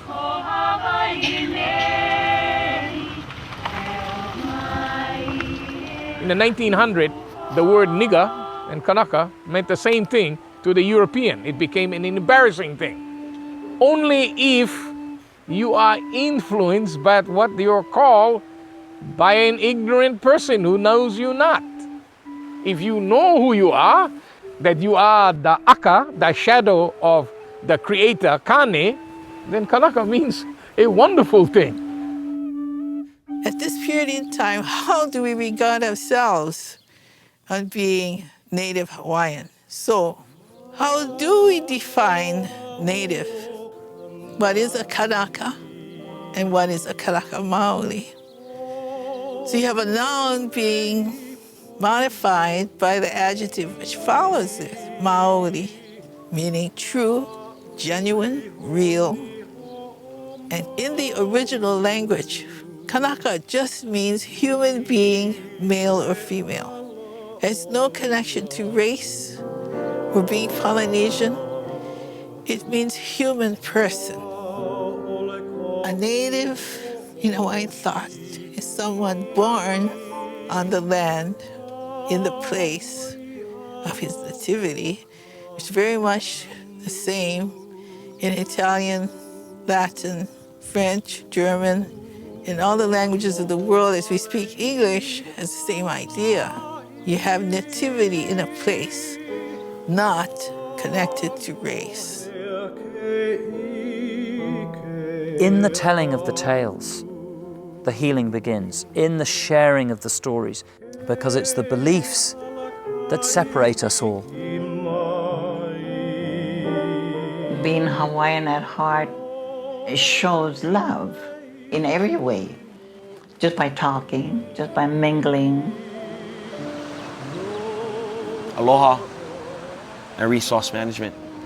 Now everybody finding out the world is an island. One of the reasons that the Chamberlains went home after just a few years is not simply because they had difficulty introducing American farming in Honolulu, was that their children were picking up Hawaiian and picking up the Hawaiian culture in ways that they couldn't control. The older children had bonded intensely with natives.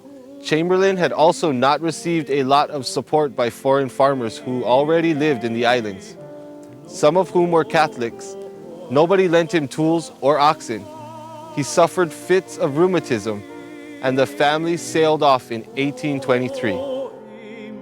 Elisha Loomis reports in a letter in 1827, after his own return home, that the Chamberlains were doing well in Massachusetts. Because of Sybil's poor health, Hiram decided to take his family back to New England after 21 years in the islands.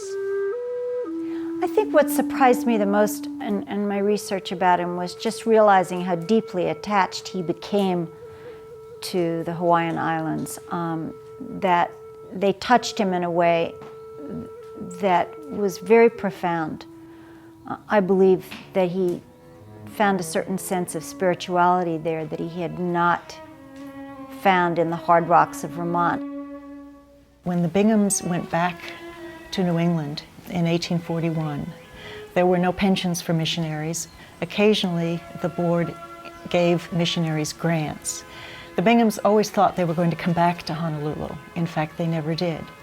In the meantime, in New England, Hiram was writing his book, and Sybil was living hand-to-mouth with relatives, with friends, in boarding houses, and eking out subsistence for herself and her children as best she could. There's one particularly poignant letter where she writes to Hiram and says that she hasn't written earlier because she knew that she was going to hear from him and she wanted to save the money for a stamp. Sybil Bingham lost 2 young sons in the early years of the mission. She writes, "They, meaning events, are good as they are. Their being the reverse of what we would have planned by no means proves them not good, because there's something larger than the self." The board gave the Binghams $800 in the end, which offended them because they viewed it as a quitclaim. It was the equivalent of Sybil's original gift to the mission back in 1819. But after 5 years in New England, Sybil's health was really failing. She was dying of consumption. She was coughing blood. Hiram was desperately trying to finish the book because they needed the money from selling the book in order to live. He really longed to go back and seeked to go back on mission after mission and was turned down. He loved nature, and one of the things he wrote most eloquently about was the beauty of Hawaii. Hiram Bingham made a rocking chair for Sybil that she counted among the most treasured possessions in her life. And she rocked all of her 7 children in that chair, and she died in that chair. Many people don't know that around the middle of the 19th century, Hawaiians had a higher literacy rate than most of the foreigners who were in the islands. After Sybil Bingham's death in 1848, Hiram Bingham stayed on in New England, remarried once, and died in 1869. He was not the cartoonish sort of figure that some people would like to portray him as. I know he felt that education was an extremely important part of what should be offered to any person in the world. There was one really humorous thing I came across when he was describing this scene of people climbing on board. He said he wasn't sure, and it was kind of a little twist of humor, he said he wasn't sure which of them was more astonished at what they were seeing, whether the people climbing on board were more astonished at them, and certainly he and his friends were astonished at all the nudity around them, so it was mutual astonishment. At the age of 77, Lucy Thurston wrote down her memoirs, giving precious insights into the stories of the pioneer missionaries.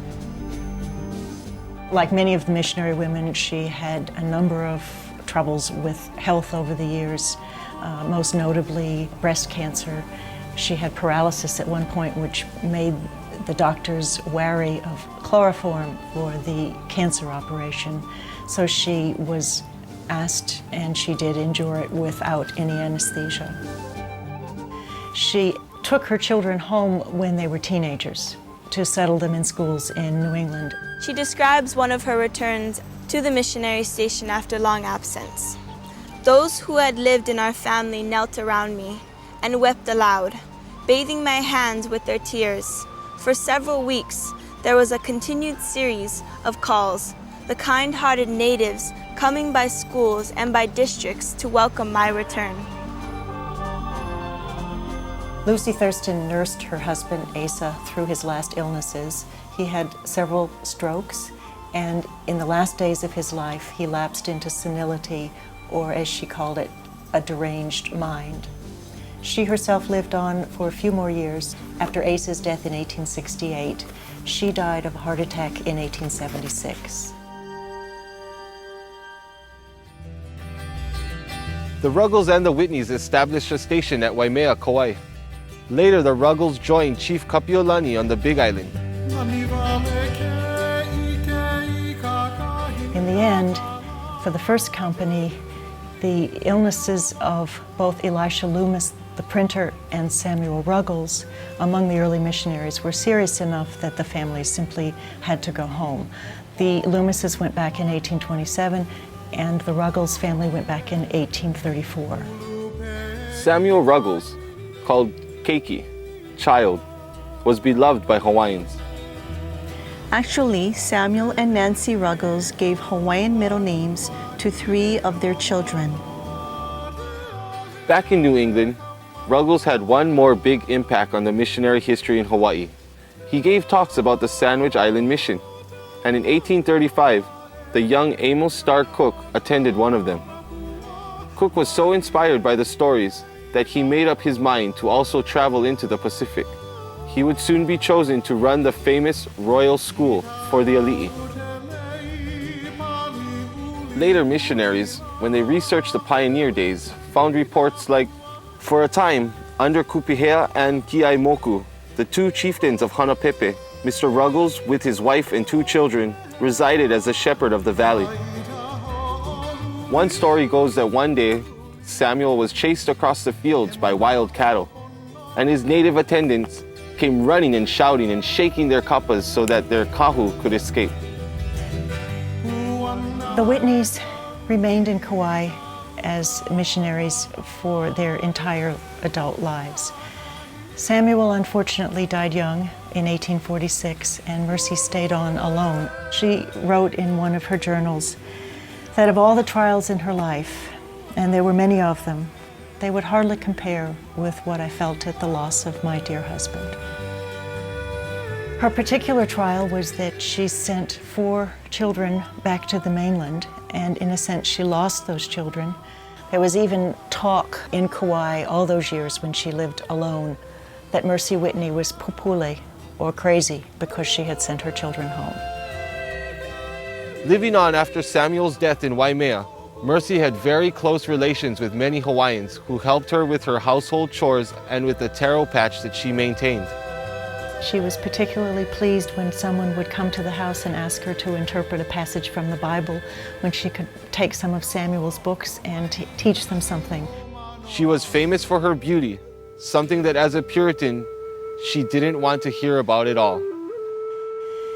She never felt that the Hawaiians were very much like her. She always felt that though she lived among them, she had to set herself up as a standard.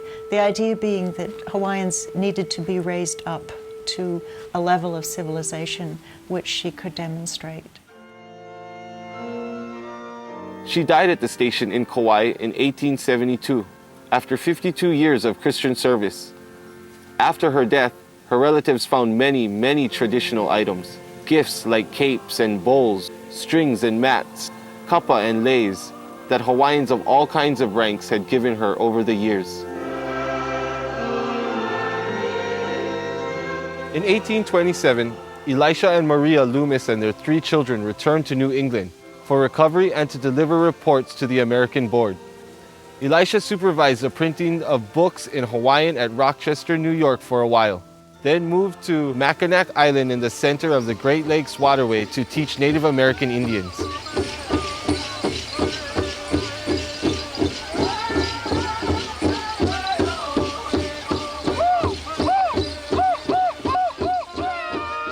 In 1832, Elisha opened a school in his hometown, Rushville, to care for his now 5 children and his wife. Elisha died of consumption in 1836. Maria outlived her husband by 26 years. The Holmans, when they returned to New England, did not have an easy time. Thomas was broken in spirit. His medical practice did not thrive, and he was the first of the company to die in 1826. One of Holman's 3 children was baptized Lucia Kamamalu Holman. Mrs. Holman was possibly the first American woman to circumnavigate the globe, since they returned to Boston via Canton from Honolulu in 1821. And she lived the longest of all the pioneer missionaries, dying in her 90s. Only Lucy Thurston and Mercy Whitney represented the Pioneer Missionary Company at the 50-year Jubilee in 1870. All others had died or left the islands.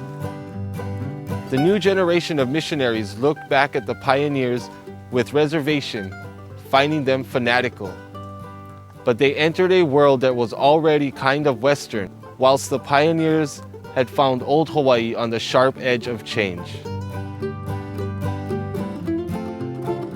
Only one missionary sent by the ABC-FM ever married a Hawaiian woman. Samuel Gelston Dwight came with the 12th and last company of missionaries to Hawaii. After 6 lonely years on Molokai, he married 15-year-old Anna Mahoy and was released by the board. He opened a dairy on Molokai and had 6 children with his beloved Hawaiian wife. He was a relative of Edwin Wells Dwight, the author of the Memoirs of Henry Obokaya. Hawaiians tried to adjust their laws to the ideologies of the greater world, and in 1838, Reverend William Richards resigned from the mission to serve the young king directly, whom he had known since childhood. Later, Richards was appointed as the first minister of public instruction for the independent constitutional monarchy of Hawaii. He and former missionary Dr. Garrett Judd joined several ali'i on diplomatic missions to negotiate treaties with European powers and with the United States to maintain Hawaii's independence. One of the things that's often overlooked when you think about what the missionaries were doing out here and feel some of the criticism they faced was that they were seeking power, that they were using their friendship with the king to achieve certain ends toward their own betterment. That confusion comes up from looking at the overall century of operation there. So you separate missionaries from missionaries' descendants, and you have a clearer picture of what went on. And by the time the grandchildren came along, they were totally out of the mission field. They were in a different situation. My grandfather, for example, a grandson of the missionary Asa Thurston and Lucy, became an attorney in Hawaii in the 1880s and became Prime Minister to King Kalakaua. So he got involved in politics to a heavy degree. He organized that, a committee of safety, to bring about a revolution for which the missionaries are now blamed. And how ridiculous can you get? This is 70 years after the missionaries had arrived, so no missionaries were even alive at the time of the revolution. I invite us to dream back what we call that magic, that mana, that love, so that peace may always prevail. All the worst aspects of history are only really being upheld by governments across the world, not by individual people. In most societies, the majority of people want peace, they want to get over history. Kauikeauli, the first king who grew up under missionary influence, known as Kamehameha III, never became a Christian, but he led Hawaii into modern times, relying on Western advice. There was no turning back to a past that was only a memory. The native is disabled, wrote one Hawaiian Lahaina citizen in protest. We have lived under the chiefs, thinking to do whatever they desired, but not according as we thought. Hence, we are not prepared to compete with foreigners. If we had not been loitering around the chiefs, thinking to accustom ourselves to the mode of life, then perhaps we should be prepared to compete with the foreigners. And now the chiefs are admitting foreigners into the country to possess the good lands of Hawaii and to deprive us of the same. We must look at these periods in history where the Hawaiians have learned quite a bit from one another in their struggles, let's put it, trying to keep afloat what was the good in their culture. Then when you start to make Hawaiians feel that these people don't belong here, that they should not come in the first place, my feeling is always, well, I can't dishonor my father's people. The spirit is universal. It's not racial. Malama Aina, caring for the land by ali'i and commoners alike, became more and more difficult to do because now land was suddenly used for businesses and not anymore for feeding the people directly.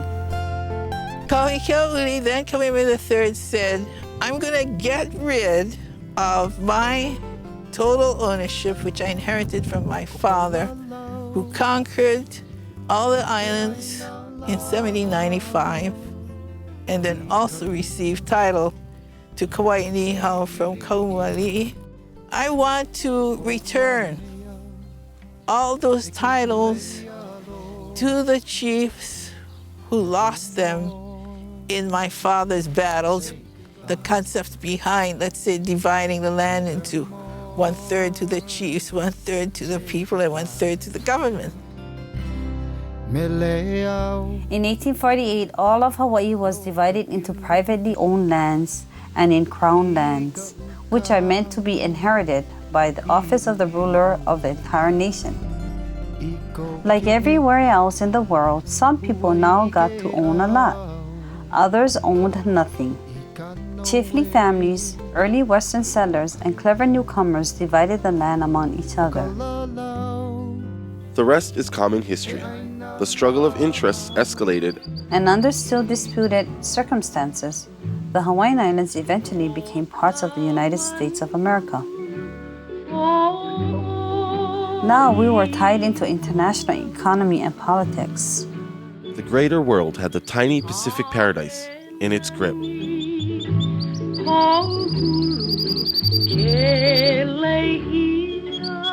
Paradise? The project for the disinterment of Henry Obakaya and the return of his remains to the Hawaiian Islands was a big event here in Cornwall. The church was turned over to the committee coming from Hawaii, and busloads of people of Hawaiians came from New Jersey and other places. Even though we hated to lose Henry from Connecticut, we felt that we agreed with the family and the state that his proper home was Hawaii, and that in this case it was proper to remove him and have him reburied on the islands.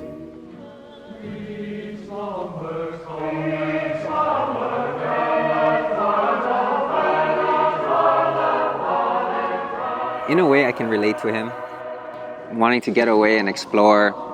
And I rebelled when I was young, and I just admire the way he handled himself. When you think of this young man who, leaving Hawaii basically as a child, coming to an alien culture, facing so many challenges, so many changes, and surmounting so many of these challenges, at the end of his life, what he wants to do is to go home.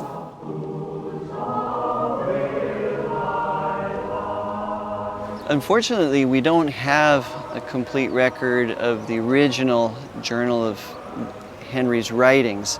And so what we have is pieces of it as told and as compiled by Reverend Dwight in the memoirs. Prior to the excavation, I obtained a first edition of his memoirs, which was published in 1819. And these I read over before we did the actual excavation to give us a little insight into the whole operation out there. So when you go to the old New England cemeteries, you'll notice that the graves are laid out in an east-west position with headstone to the west, so they are prepared for the day of resurrection. And Henry was laid out in such a manner. What I found special about Henry was, first of all, the preservation of his remains. His skeleton was the best preserved skeleton I have ever seen of this time period in all of New England. And I was also impressed with the coffin. Even though most of the coffin had decomposed, this was clearly a well-to-do, high-class coffin for this time period. When you're thinking about 1818, they had taken brass tacks and hammered the initials H.O., age of 26, and they surrounded it in a heart motif, which is certainly a Christian sign of endearment.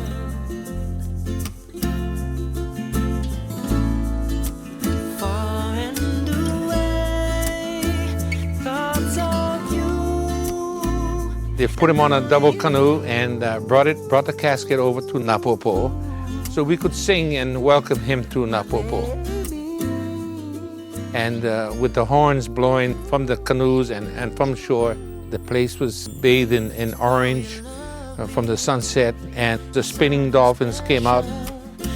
I've lived there for 10 years, and I've never, ever seen them do that. And things were so quiet.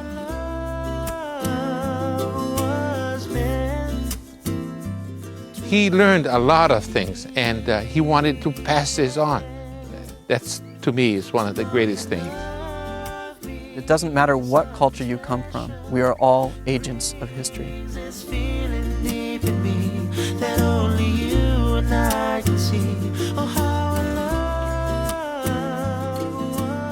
The idea of people being fascinated with Hawaii is similar to the idea of people being fascinated with heaven. People in their mind want to feel that there's a better place, that the grass is greener on the other side. And I think this plays into part of being human. Hawaii is a place in your heart, and you take that with you. I think the Celtic person should sing Celtic songs, and the German person should sing German songs, and the Latin person should sing Latin songs. I like the Greek songs. I hope Italians sing Italian songs because they invented ice cream and I love ice cream.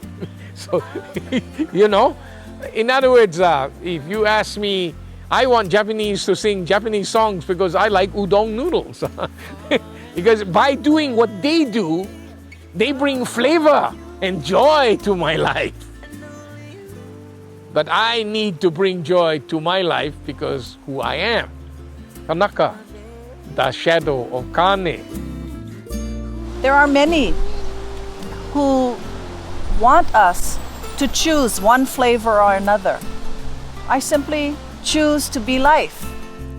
Especially as this world gets smaller in terms of communication and transportation and technology, we want to keep our cultural traditions alive. We want to keep our ethnicities alive because we're all proud of those, and we should.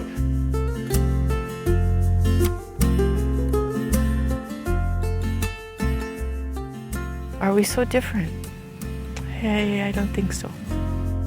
Take care of the kupuna. They're your link to your past. Take care of the keiki. They're your link to your future. Collaboration is vital because it's the metaphor, you know, it's the analogy of our time, really, isn't it?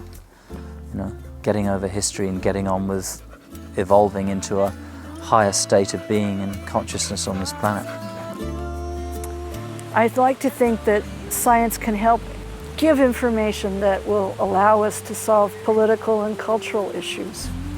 But it's clear that science can also be a weapon. E ola, be life.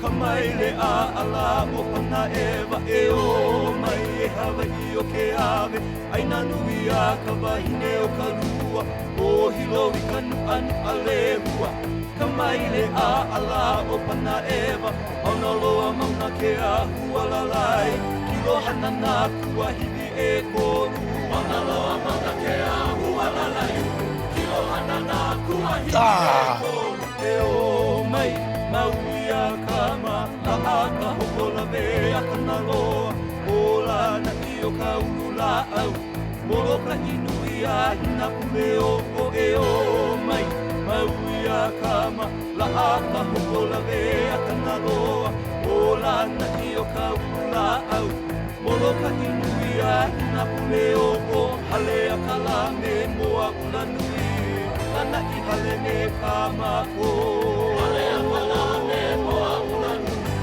ana i hale me kama ko e o mai e o akua lua ola le pulo ai ke amalau e hue huku ka ni loko i ke kapu kau i ka hano o ka kuhi hewa e o mai e o akua lua ola le pulo ai ke amalau e hue huku ka ni loko i ke kapu kau i ka hano o ka kuhi hewa o ka ala kua hiwi mauna ke hau alo i ke kula o leile hua o ka ala kua hiwi mauna ke hau alo i ke kula o leile hua e o mai e kaua i o mano na ahia ka hiwa i o na molo kama haa ka waili kula o mana aia honi ni i hau o ka hele rani e o mai e kaua i o mano na ahia ka hiwa i o na molo kama haa ka waili kula o mana aia honi ni ale ale mauna ki e ki e me pani au i ka e hu o ke ka Wai ale ale mauna ki e ki e me pani au i ka e hu o ke ka e o mai e kukulai ni e o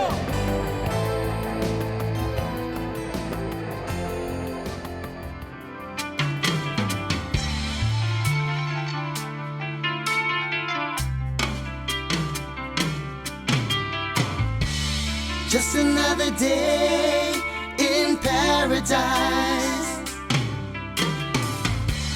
Beauty all around me makes me realize this beauty my eyes behold, the stories that have been told of crystal blue waterfalls, your sunsets and rainbows. I'm living in a paradise where your dreams become reality. Beautiful paradise, a place so heavenly. The mystical blue oceans as far as the eyes can see, a mirror of our heavens reflecting down onto Spiritual, in my mind, is open to all of the wonder and the mystery of life. And everybody is built with spirituality within their souls. We all wonder why things happen. We all come to certain spots and we sense that there's something greater than ourselves there. That's spiritual.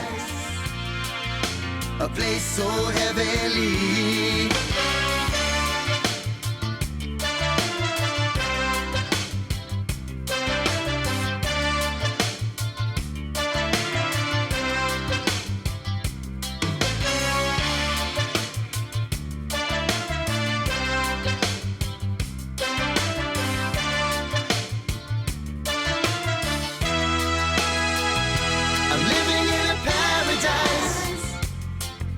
Dreams become reality.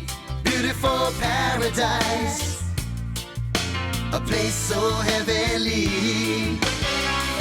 But if there's a place where my heart will long to be, the Lord only knows. This is where I will rest in peace. No concrete jungle, no big city life for me, but this is my paradise in the middle of the sea. I'm living in a paradise where your dreams become reality. Beautiful paradise, a place so heavenly. I'm living in a paradise where your dreams become reality. Beautiful paradise, a place so heavenly. I'm living in a paradise where your dreams become reality. Beautiful paradise, a place so heavenly.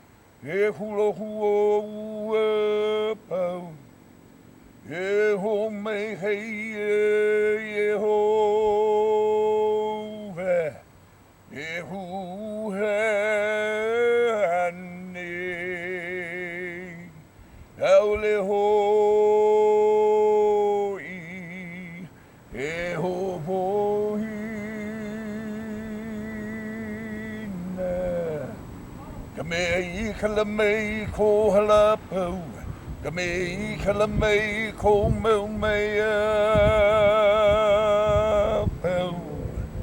O nau nei ta leo kalehu e e huonu i na kano ue.